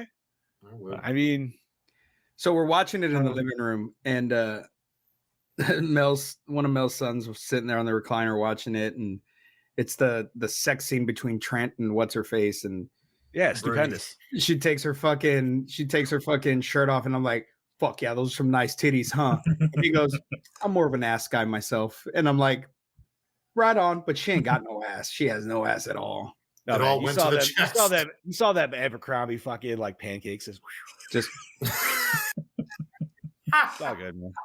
She was very good looking, nonetheless. It's just a Oh, she shame was. because those titties are real too. You know what? yeah, they were. Yeah, one thing they we didn't- were. You know what's one They thing we had didn't nice talk jiggle about? to them. And I gotta ask because I never had this rule ever playing ever. But 10 wins in a row. Did you guys ever actually do shoot the boot? I didn't even know that was a fucking thing. I never did.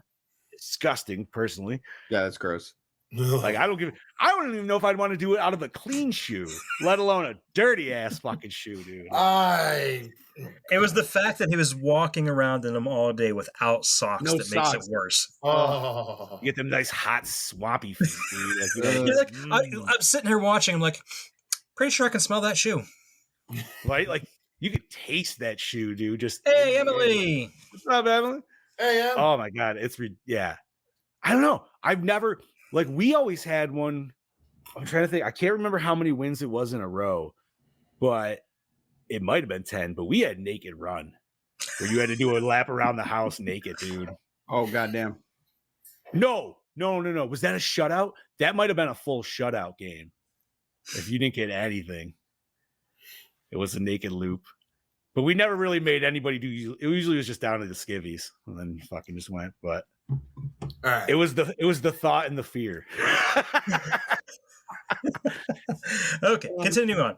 According to co-writer Damian Shannon, the character of Jason Voorhees was re-envisioned as more territorial, like a hunter, someone who doesn't kill people at random but will defend his territory from anyone invading it, and this in the most horrible manner. Director Marcus Nispel similarly claims that the film shows new aspects of Jason's personality. Derek Mears says his portrayal of Jason as a survivalist defending his territory is partially inspired by the character of John Rambo in First Blood. Fuck yeah! You said that. Yeah. Yes. No, I could. I mean, yeah, dude. I Dude, see got that. fucking underground tunnels and shit, dude. I love the booby traps and just the alarms. The alarm system is fucking awesome. It's so simple, but I love his use of the trap, especially in the sackhead scene. It nails that guy. I was like, oh. Yo, that was one thing we didn't talk about, man. Did you guys? I'm kind of with Heather, and I know she said this, but I actually really dug the sackhead mask. Oh, sackhead more mask than was the cool in this one. The more than sackhead the mask fucking hawk. was fucking wicked. Yeah. 100%. Badass, man. I don't know. I would have taken a little bit more of that. Hell in yeah. the movie, you know. You could have brought in the hawk towards the end and been like, oh shit, there it is. You know what I mean? It looked less like a pillowcase and more like a mummy's wrapping or something. Yeah. It reminded me of Town of the Dreaded Sundown. Yeah. Town of the Dreaded Sundown. Yeah, it did. A lot more. You know, that was another good reboot or remake. Yeah, it was. That one was. I like that one. That's another one that, man, I haven't watched since we reviewed that. I should watch that again. That was solid. Hell yeah. Yeah, Emily's done quite a few of these shoots for sure. Okay. What else we got, Chad Daddy? Okay, let's skip ahead a little bit. On hiatus from their show, both Jared Padalecki and his Supernatural co-star Jensen Ackles starred in 2 remakes of 80s slashers films, with Jared doing Friday the 13th and Jensen doing My Bloody Valentine, respectively. Jared also starred in a 2005 remake of House of Wax before Supernatural aired. Yes, he did. With Paris Hilton. Paris Hilton. Yeah. Oh yeah, that was when he had like shorter hair. That was like first season, like pilot episode of Supernatural. Dude, they look baby face. They do. They look like little kids compared to now. Oh my god, yeah. Well, Like, I mean, season 15 to season 1, yeah. I mean, that is a long time. I enjoyed the House of Wax remake. All I could laugh though in this movie, I was just like, man, Yes, you're just getting those pensive shoulders, like ridiculous. I only say that because Chad probably gets the reference to that episode, but there's a long story short, there's a dude who was God or is God, whatever, and he's like writing essentially the New Testament for these dudes. So yeah. What was that, season 4? Season 4 was when we first met Chuck. Is that what it was? So yeah, that would have been that. Yeah, that would be the first one. Yeah, because that was when he was just a writer that was writing supernatural books. Yeah. Based on Sam and Dean. Fucking, I love those first. Dude, the episode where they're having the supernatural con, one of my favorite ones, dude. Emily, do not speak that name. I am still pissed they killed her off. Oh, Charlie Day? Yes. Yeah, but she lasted a lot longer than I expected. I would say that. I will never forgive them for killing her off. This will be for a different supernatural discussion. And they brought her back from a different reality, and it wasn't the same. What? Oh, they're doing the Flash bullshit? All right, fuck that. You didn't see the later episodes? Nope. I tapped out around like season 7. Yeah, there was a maybe even parallel. They found a parallel universe, and Bobby's still alive there, and Charlie was still alive. Oh, So they So brought them over into this reality. What season does she die? 7? Oh, cool. Maybe? I'm was on 7 season the 5. Leviathan one? What's the one with the Leviathans? I feel like that was like one of the last ones I kind of watched. Okay, 5 was Lucifer. Mm-hmm. What up, Sean? No, 6 was Lucifer. So probably 5 led up to Lucifer. That's where I'm at Okay. right now. It's leading. It's leading to Lucifer. So I didn't know Charlie died. You know what? Yeah, spoilers. It's happened a while ago. That would be one where we could like not do the whole series, but even if we just did like the very first episode of Supernatural for an episode, I'd be down. Dude, I can tell you I right would now, do that. Steph would be down with that. She would love that. Mel would too. 'Cause she fucking loves Supernatural. Who does? I've never watched a lot of people Supernatural, don't. I so- enjoy it. I enjoy the first couple seasons very much so. Then it I gets know a our, little- I know then it our gets a own little Redhead of the Dead supernatural. is a big Supernatural fan as well. Yeah. Then it gets a little super. Dude, the Scarecrow episode is one of my favorite fucking episodes, dude. I think it was like first season, maybe second. Yeah, that was Okay. season 1, I think. I think think we're gonna have to do this because because then it gives me a new show for me to watch over the winter. All right. So Are you seriously going to watch 15 years worth of Supernatural? in the Ugh. winter? he might. Dude, I could watch it in a week. I promise. No, you can't. No, not a week. There's no No, you fucking can't. way. All right, give me 2 weeks. 2 weeks. You all got Yeah. quiet. That's a lot of pounding out some Supernatural, bro. Yeah. I got time. I don't think you can even do it in 2 weeks, to be honest. That's a lot. Yeah, that's a lot of fucking. Yeah. Anyways, Okay. back to Friday 13th. Let's see. Follow-up to 2009's Friday the 13th was slated for release on October 13th, 2017, and was all set to go into production in a matter of weeks. But in February of 2017, it was announced that Paramount had pulled the plug on the project to move forward with Darren Aronofsky's horror film Mother, which ended up failing at the box office.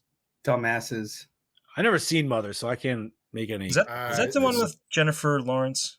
I think so. Yes. It's no good. All right. I'll take your word for that, Bob. Producer Michael Bay allegedly walked out in the movie premiere, stating that the film featured too much sex. It did have a lot of sex. Too much sex and not enough explosions. We got explosions though. But not Michael Bay explosions. That's why he walked out. I mean, it was decent enough. The mine shaft kind of like caught on fire and exploded a little bit. Huh. It was more than I expected.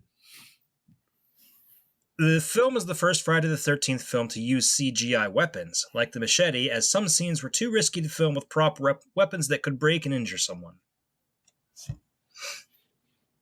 It's all for All that right. scare factor. That I'm kidding. I don't think I noticed. Nah, not really. No, you don't. No, Really, but now that you say that, I could probably think of some of the scenes that it is. yeah, I could. 2 of them. What's come her to name when mind. she gets killed in the tunnel? I bet that might be one. Oh yeah. Oh, yeah. Now that like, yeah. The neck slice was probably one when he kills the I- redneck. Definitely the machete to the head because Yeah. it comes in quick. Yeah.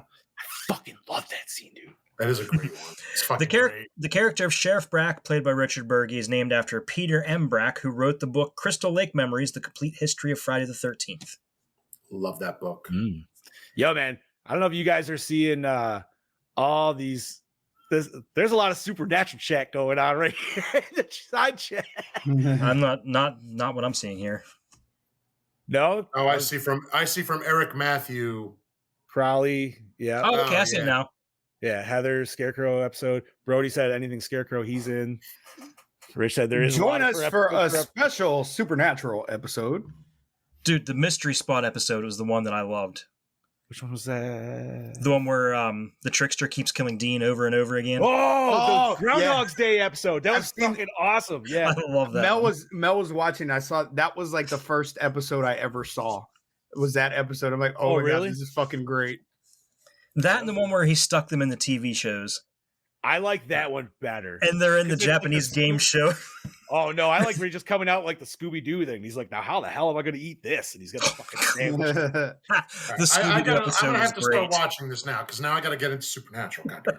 The Scooby-Doo episode was so great because Dean, I Dean have opens seen- up his mouth. He's like, "Hey Sam, look how big my mouth is." Bro, of course I've seen the GB parody. I mean, there's that. There's the GB parody music video, but I like, dude, Supernatural gives mad fucking precedence to GB. We even have Spangler and Zedmore characters in the fucking show, which is awesome. All right, we're talking way too much Supernatural. Yeah. Let's get back on topic. Although Jared Padalecki is in this movie, so it kind of is. It's kind of relevant. Okay, so originally Bree was supposed to set up her camcorder at the edge of the bed to film her and Trent. However, before filming, the actress suggested she hold the camcorder in one hand during their sex scene, as it would be more zany and racy. The director liked the idea and decided to use it. I can't say I wasn't a fan. Yeah. I might have watched that scene a couple more times than I needed to. Right. With a box of tissues. With a box of tissues. And a lot of lotion. Now, how many of y'all have actually gone to your ladies after the fact of this movie sometime and said stupendous? I tell her all the time. Had that happen. I tell her all the time. That's right. I'm like, oh, stupendous titties. Perfect nipple placement. Do you also say Perfect nipple placement? Do you also say dude after that too, like he does? Maybe. Don't worry about what I do, Bobby. But if you'd like to see, check out OnlyFans. How much? How much? Or is he? I know you're not kidding. $10 a I month. have the link. Who? All right. Nelson, to me. Yeah, Daddy. Scout Taylor Compton auditioned for the role of Jenna, which eventually went to Danielle Panabaker. Had she gotten the role, this film would have been the second remake of a classic horror film for her after Halloween. That would have been weird. 8.5 days, but that's watching it straight. Yeah, that's not even taking time to sleep. Like that's like shit in your eyes, like keeping it away. No, not 8.5 days, but I could still watch it this whole winter. Not a problem. All right. Travis Van Winkle plays a character named Trent, the same name as his character Trent DeMarco from Transformers, which was directed by Michael Bay. According to Bay himself, this is the same character, revealing that both this movie and the franchise occur in the same universe. Fuck yeah, dude. So he lost his woman to Shia LaBeouf, and then he got killed by Jason the next summer, or even maybe that same summer. I don't fucking know. That was 2 years later, so... Okay, so yeah, a couple summers later. That tow truck was totally a fucking Decepticon. Well, we got a tow truck Decepticon in Rise of the Beasts. We did. You know, that was another What up, thing. Mr. Gallo? And yes, Jordan. Why is there a random ass tow truck just sitting there? I don't know. I was just thinking of like, what the fuck is He was driving by. He almost ran him over. True. I also liked how you see that he's got the oxygen mask. And he's like, I ain't got time for this shit. Which, honestly, like, I enjoy his kill on that because I feel like that dude is so insufferable. Like, you need a little something. However, if we just got the random shock effect of him walking out and getting splatter fucking just dunked on the road, I feel like that would have been, oh my God, dude. Just that'd been awesome. Thank you, Joe. I love your body. Show me, please. Continue on. It took 10 to 12 hours to shoot the sex scene between Bree and Trent. Juliana Gill was a bit anxious about being nude, but after a talk with her male co-star, she felt relaxed and didn't mind filming the additional footage for the sex scene. If I was him, I would have fucked up my scenes over and over again. You probably did. 10 to 12 hours, you said. 10 to 12 hours. Yeah, he did. There's no way he did not. Yeah. Wow.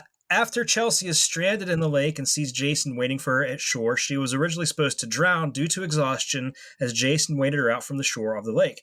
In the final film, she's stabbed in the head from underneath the bridge while trying to hide, which does give us a nice titty shot, so yes. I got no complaints. You gotta throw in that extra shot there. So, anything else, Chad Daddy? Okay, hold on. Like I said, I gotta skip ahead. You're fine. In the script, Jenna actually escapes with Clay and Whitney, enjoying a long enough moment of peace while they hide that she would make a joke. Okay, originally in the script, Jenna actually escapes with Clay and Whitney, enjoying a long enough moment of peace while they hide that she would make a joke about hoping her second date with Clay went much better. Jason would then show up to kill her via a fire extinguisher, but they didn't have enough budget to film that. Oh, damn it. See, that I would have liked that. I don't know. I like that. How are we killing him via fire extinguisher? Probably smashing her. I'm guessing beating her. Okay. I was just thinking like freeze death. Like, are we going like full Jason X? Like, well, I mean, if it's a CO2 one, put it right on the face. That's not gonna. Yeah, that'll. Yeah. Ooh. What the fuck is on your forehead? I'm sparkly. Yeah, you are. What's Joe thanking me for, by the way? I don't know, but I I have don't know. ideas. I have ideas. Okay, though officially remake, the film contains story elements from the first 4 movies in the series and some of the rest as well. The opening scene where Mrs. Voorhees is killed refers to the events from Friday the 13th. Officer Brack is later nailed to a door with an arrow through his eye, just like Bill in that movie, and Jason comes back out of the lake for a final scare. The legend of the Camp Crystal Lake murders is told as a creepy campfire story, as in part 2. Jason briefly considers wearing a burlap sack as a mask. Mike and Whitney discovering an abandoned cabin with a shrine containing Mrs. Voorhees' decapitated head, and Whitney impersonating Mrs. Voorhees come from similar scenes in this movie as well. In both part 3 and this film, Jason cuts a man's throat and then finds a hockey mask, which he uses as a disguise. The survivors face off against Jason in a barn with the tools at their disposal, trying to hang him, but to no avail. That's right. A group of friends comes to a summer house to party, meeting Clay, who is looking for his missing sister Whitney, one of Jason's victims. In part 4, they meet Rob, who is looking to avenge his sister Sandra, who was killed by Jason in part 2. Clay is grabbed through a door, same as Tommy, and Bree is thrown out of a window onto a car, like Tina from that movie.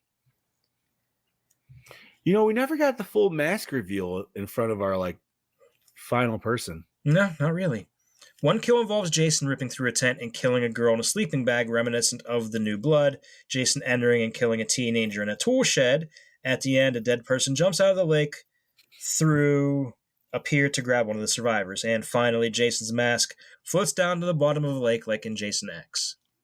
Yeah, it does. It's awesome. I like that shot.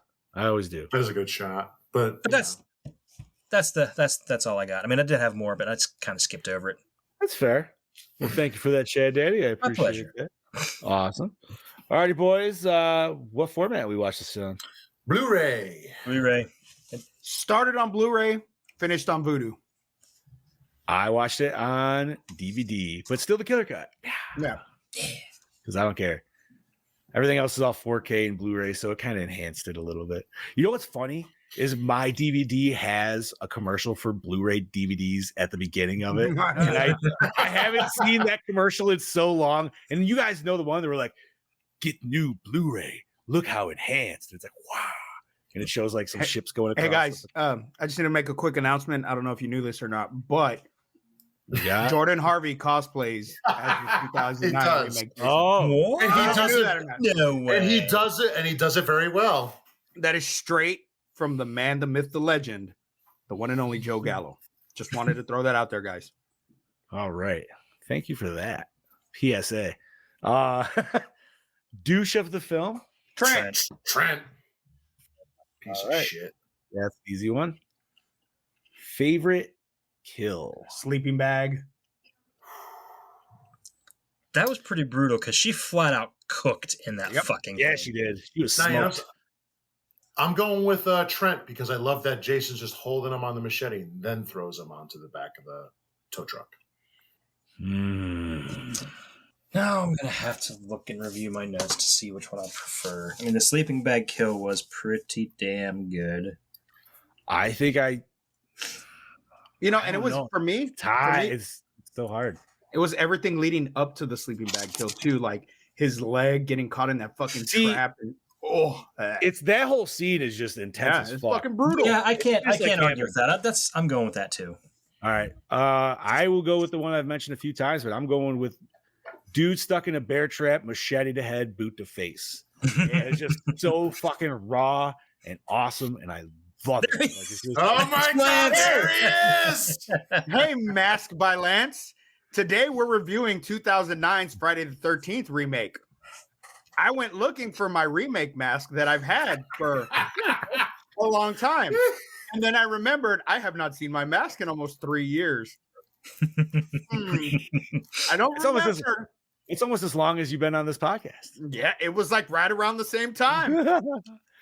Chewie is also a very good kill because that motherfucker, he fights, dude. Yeah. And actually, what's his name? His buddy there too. What the hell? Lawrence. Lawrence goes fights. He gets a fucking walk as a shield.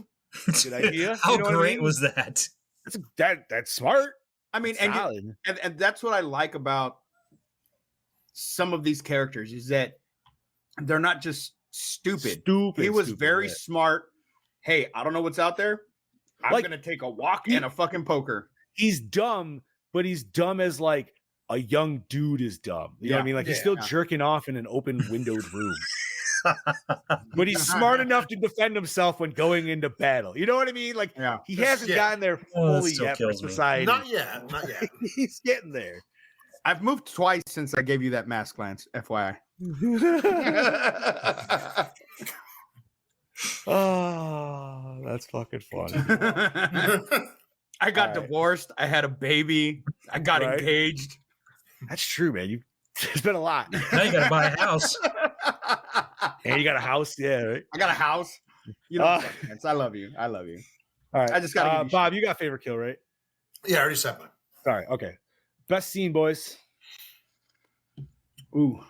Chewie offering the hockey stick to Jason Yeah, I'm going. Yeah, that I will say that was probably my scene because it completes the outfit. Okay. Can I say that whole like opening, the whole cold open to title card? No, you can pick Because that. honestly, man, that's my win. That whole like it's a lot, and maybe that's more than just. I mean, that's a lot of scenes, I guess.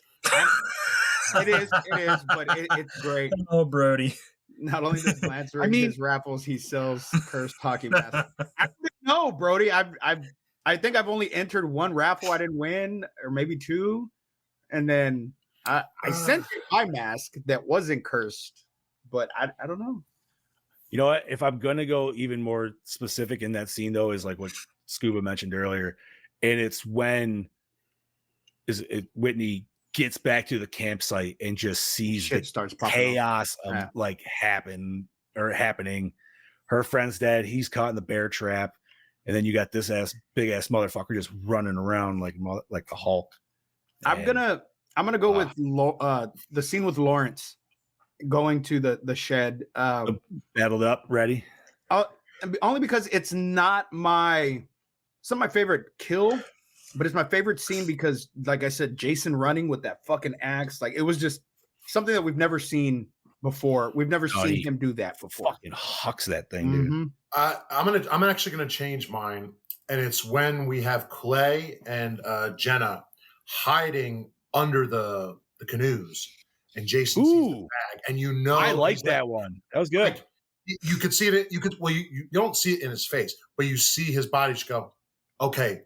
Who the fuck is in my fucking camp? And he goes and turns the lights on.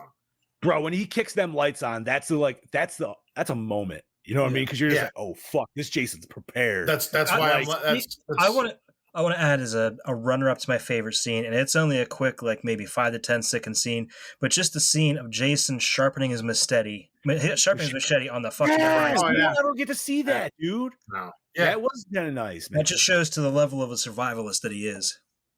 Fucking A. Yeah, this was not a stupid character by any means. He was not even remotely. He was just deformed, and that's it. And that's how I personally have always seen Jason. Same. Yeah, I never saw him as stupid. Yeah, a lot of people do though. A lot of people are like, oh, he's, of course they do. Yeah, whatever. Okay. All righty. Worst moment or scene. Worst moment or scene. I'm probably gonna have to say watching a dude drink from a sweaty shoe because that was gross. That beer pong scene didn't need to be in there, so it added a little bit to us seeing the characters doing their shit, but you didn't. I'm going Willa Ford dancing because that bitch ain't got no ass. I'm gonna go with. Wait, when was Willa Ford? Oh, not Willa Ford. Not Willa Ford. Yeah, that's the other girl. Willa Ford was dead at that point. I forgot she was already dead. No, the other chick that had no butt. That was worst scene for me. You still watched her dance though, like you weren't like hating it. I'm not gonna listen. Yeah, she didn't have hips, but you know what? You can't do. Sometimes they just can't help it. Those hips were lying. They were.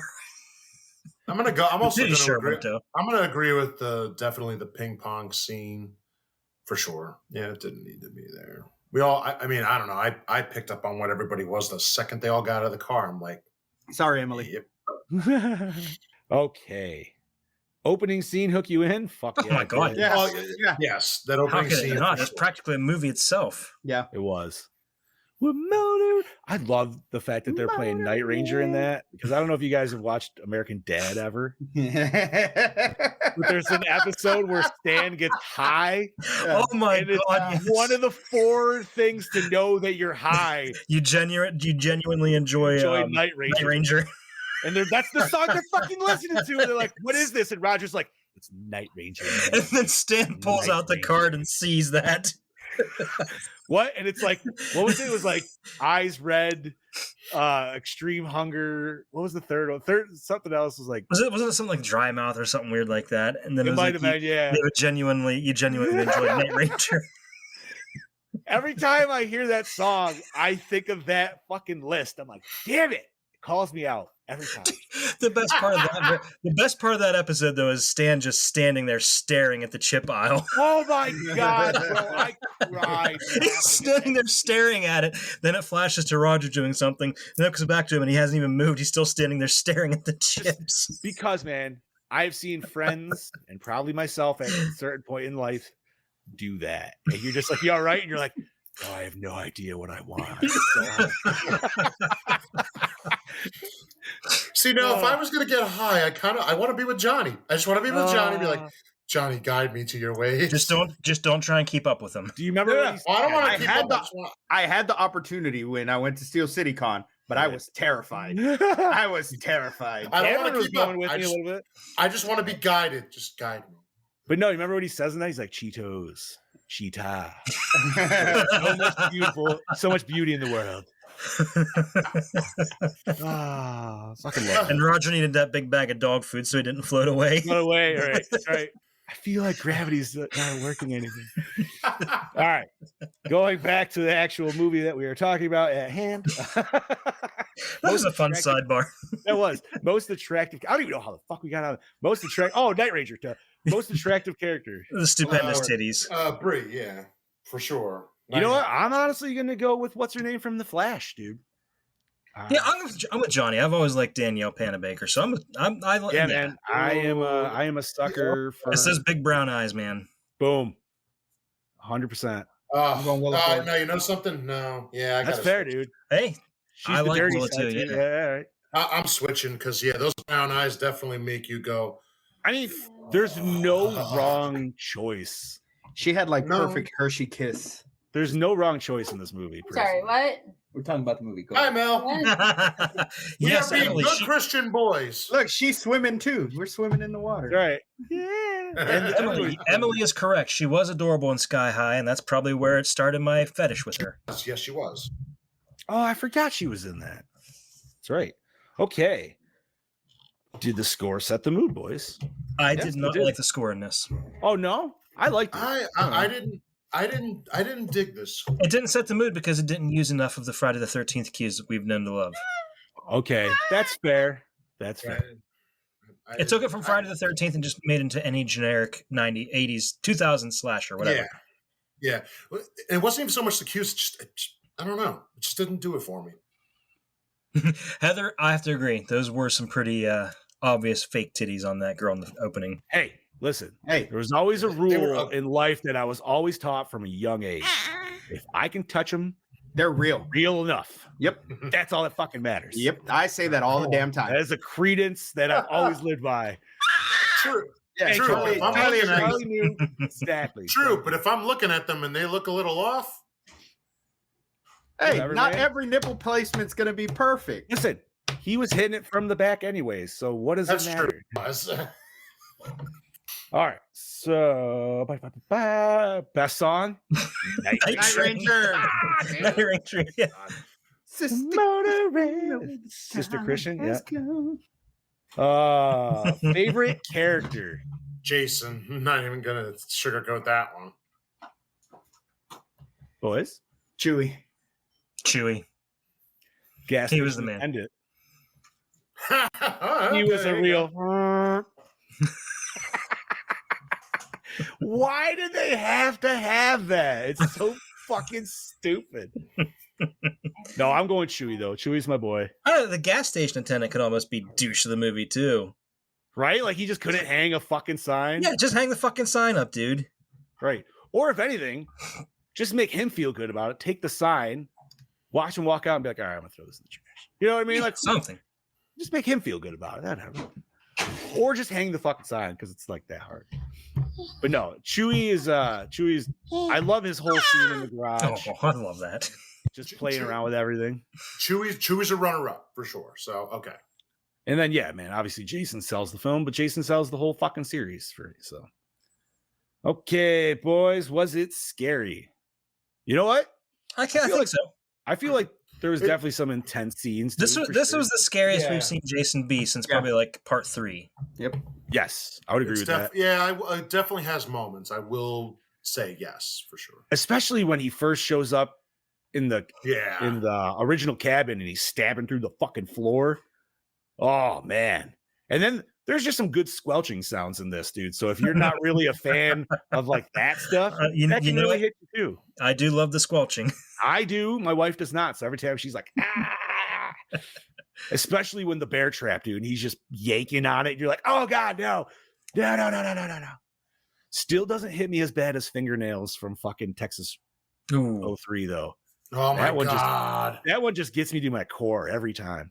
That hurts every time. Yeah, I feel like because like everybody just knows what that feeling is. Because you know when you chip your fingernail and it couldn't even be down to where it is, it hurts every time. Oh, just when your fingernail bends back. Right, you just get that accidental, and you're just like, "Is this the time?" No, hey, you're over here questioning it, like, "Am I gonna lose it? Is it gone?" Worst. All right, does it hold up today? Yeah, I think so. It does, but it's very 2009. Yeah. So I don't know if it still works, but it's dated for sure that time. But just like the originals are dated for the 80s, you know what I mean? You just know what it is. Agreed. Acting, boys, it's pretty solid. Yeah, solid. Yeah, solid for sure. Everybody did what they needed to. Cinematography. Nothing to write home about. I did not enjoy it for the most part. Like I said, a lot of the scenes at the end so dark. Fucking dark you couldn't see. Very dark. Shit. That's fair. I'm happy we still got like rainy barn scene though. That made me happy, but I get it. Yeah, if you think about like the barn scene from 3 and how lit up that is. Compared for sure. Any of the ones from the 80s, really, any of the earlier Friday the 13th movies. Because they didn't care. It wasn't trying to be like dark and gritty, just to be dark and gritty. So yeah. All right. Did we like the premise? Yeah. I did. Yeah. I mean, it remakes elements from the first 4. Bob, now you can be honest with this because you started this episode very like. I mean, steamroll. I don't know. No, you can say no if it's fine. I'm not saying it to be different. I'm saying it because no offense. I saw the first part of the movie and I'm like, well, I know how this is going to end. I knew that there's no way they're going to put him in the lake. Oh. We're going to walk away. It's happy dappy. Oh, here's a dream. I knew it. So, I knew that. All right. And was the climax satisfying? Where's our climax? Is that the death in the barn of him? I would say everything before. I would say before they obviously get his death in the barn, then the him crashing through the dock at the end is the epilogue. And that's one more thing. His death sucked. It did. I'm good. His death sucked. I wish. I mean, look, come on. We had a great death in part 4. We still bought him back. You didn't need this piece of shit death for him. I'm sorry. Okay, I'm good. I don't know. Like, yeah, you see it kind of chewing on his head a little bit, but the fact that it doesn't fully engulf him in, you kind of know where it's going with it. I still enjoyed it though. Like, I like the fight scene of it. I just wish it was, I don't know, maybe more of a snap of the neck that you got some like concrete evidence.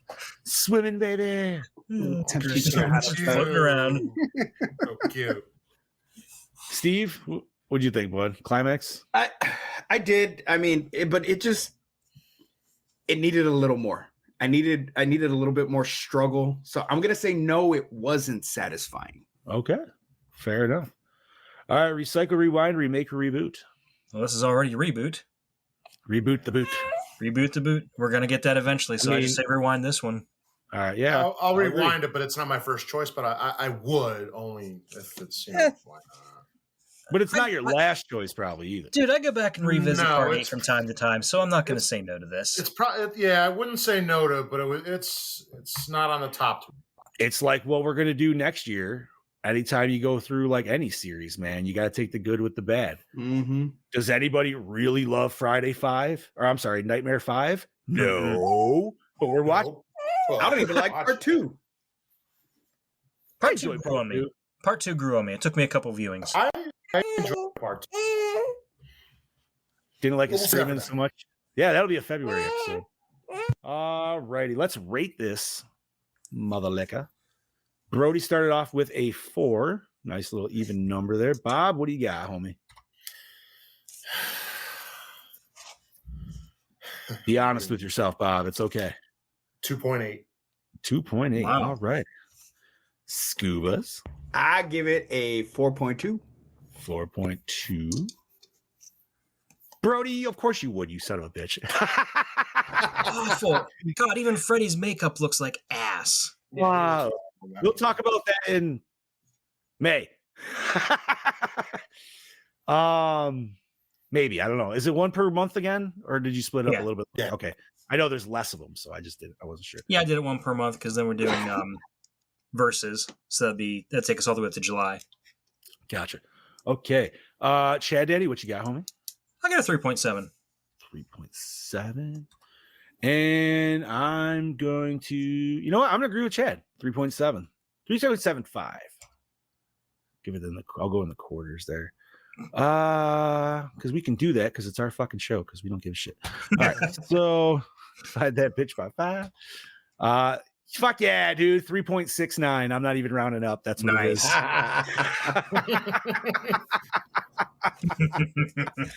it could be a 3.7, but no. All right. 3.69. Ow. Chad Daddy, what are we reviewing next week, homie? Hold on, let me get there because I got to write it down in my book too because we originally had nothing planned and we're just kind of playing it by ear. So next week it is Better Watch Out. Better watch out. All right. Better watch out. Let me type that bitch in. I almost want to say it's it's on Tubi. everywhere. Yeah, you can find it anywhere. 2016 film? Yeah. Does that sound right? Sounds right. It is on Peacock, Philo, Tubi, all that good shit. Pluto, Roku, Plex. Fuck yeah. Oh yeah, this is the one with it's got Putty in it. All right, cool. That's all. Patrick Warburton. Fucking hey, dude. And everybody wear their Jersey Devil shirts next week. Because we're the Devils. You will never catch me in a Jersey Devils shirt. Fine. Not even dressed. Not even if you were cosplaying as Putty. Maybe if I was cosplaying Putty. But I draw the line at the Flyers. Fuck them. That's fair. So anyway, yeah, we're doing Better Watch Out next week. Then I decided to bring this up to the boys, and they all agreed. The week after, we are watching the new movie that just dropped on Shudder. It's a Wonderful Knife. Yeah, with Justin Long. It looks really good. It looks really good. I'm prepared for it to be really terrible, so we'll see where it ends up in the movie. Oh yeah, it's going to be cheesy. It's definitely going to be a dark comedy. I'm fine with that. I'm completely and utterly fine with that. All right. Well, thank you for that, Chad. Did My pleasure. What is there anything nerdy we have discussed? I got nothing this week. So really, you don't want to talk about Godzilla X Kong? I mean, I did. We kind of already did. I mean, we did a little bit, and we're also over 2 hours. Pink Godzilla. He is, man. He's Super Saiyan fucking Rose, bro. Like, people are complaining about that, and then other people in the Godzilla groups are just countering it with pictures of Millennium Series Godzilla that had pink spikes. Yeah. I don't know. I dig it, man, because to me, like, I love it. I don't know what it is, but I'm assuming he maybe absorbed some kind of new energy source. I don't know. That's what I'm guessing. And Kong has this mechanical looking hand basically because it's a cast. Oh, boom! That makes sense. That would make a lot of sense. I dig it. And then they just like retrofit it with some weapon, so now he's like got like something like Wolverine that, claws or some bullshit that come out. He's got like the missiles from Mandalorian. That'd be fucking cool. Bro, they gave him a straight up Glovatrix from SWAT Cats, dude. It's got shit. Oh my god, that would be cool. SWAT Cats is a show that I hold dear to my heart. I need to. Same. I want I need to own that, honestly. No, man, the Godzilla trailer did look super fucking awesome. And guys, I know a lot of people are shitting on it, but if you get a chance to go see -1, go. It's only playing through the end of the week. Oh, I'm gonna have to try and do it. Quan Chi does drop. Well, if you got him early, he drops the 14th. Hold on. I think he drops the 14th, and if for everybody else, he drops the week after that on the 20th. And then Chameleon cameo-wise for MK1 drops in January. Oh, and they also announced or revealed that John Cena does, in fact, voice Peacemaker in the game. Fuck yeah, dude. That'd be awesome. Oh, nice. Although, what's his name still saying he's not voicing Homelander. So but everybody's still wondering if that's just like a bullshit or not. But it's like, I don't really care either way. Whatever. Maybe he's saying it's not him because maybe he recorded his lines during the strike and doesn't want to. That's what I'm guessing. Get in trouble for it. Probably. Let's see. Was there anything else nerdy? Gutter Garbs just dropped some Chucky shit, I believe. Yeah. I'm looking. That's all I got, man. I don't know. Nothing. I'm in Christmas mode, man. I'm not really paying attention to anything. Wait. No. We are getting, I don't know if we mentioned this, but we are going to get Thanksgiving too. Oh, yeah. You know what? That was one thing we never talked about, dude. You know why we're getting that? It's because they fucking bombed their own Scream series. Yeah. Fucker. Thank God. Thank you, Scream, for sucking. Oh, sorry. No, it's not even that, dude. It's honestly on the producers on that shit, dude. Yeah. I can't even say Scream sucks anymore because I really did dig the last couple movies. I was excited for where it was gonna go. And okay, I still hated the Scooby-Doo monologue bullshit at the end, but whatever. I didn't watch 6. I still got to watch 5 and 6. 5 felt weird with me to 5. I don't know why 5 felt like cheap or something to me. I don't know what it was, but either way, Darkman 4K. Honestly, I'm also going to go with it's just because Wes Craven's not here anymore. I know they made movies after him, but he always brought a sense of like a stature because he was. Well, I mean, Wes Craven was still alive for part 3 and 4. He directed 4. I was gonna say he directed 4. That's what I mean. So like 4 was like I enjoyed 4. I will say that, but like I don't know. I think they should have just left Sean. Thank you. that too. They all. I don't know. No, I just like I said, man. We all know why. I don't have to get into it, but like, yeah, dude. People they cut some people, Jenna Ortega definitely it said she bounced for whatever reason, but she was sticking with her girl. Allegedly it's because they're filming the new season of Wednesday, but I don't buy that. I'm calling bullshit, dude. I think she's standing with her. I think she's standing with her girl, and I say good for her. Just bring it back to Woodsboro then, If they're going to do another one, bring it back to Woodsboro, It's going to be something stupid. This is where Scream turns into Stab. Yeah. Good. Give us face with the flamethrower. Give us the flamethrower. Give me that. This is the point where you know what? It's going to turn into Stab. You're going to get Big Johnny D right on the Scream train from now on. Actually, yeah. No, I would watch that version. Yeah, I would be right there with her. But like, something? They finally went to Stab. Thank you. Give me flamethrowers. Give me time travel. I don't give a fuck. Give me that. Give me some crazy shit, dude. Off the wall. Give me zombie Ghostface. Whatever you got to do. I don't give a shit. I know a guy, All right. Anything else, nerdy boys? Nope. Nothing at the moment, my boys. Cool. All right. Well, Bob, you want to start us off? This is your killing machine, Bobby Moan, saying, I will say this now. I will actually not be on next week, but I will have a video for you guys. So you son of a bitch. I got a football game I'm going to. The foosball. Yeah, that too. Right. But I still will see you guys next week with a video. So catch you next week.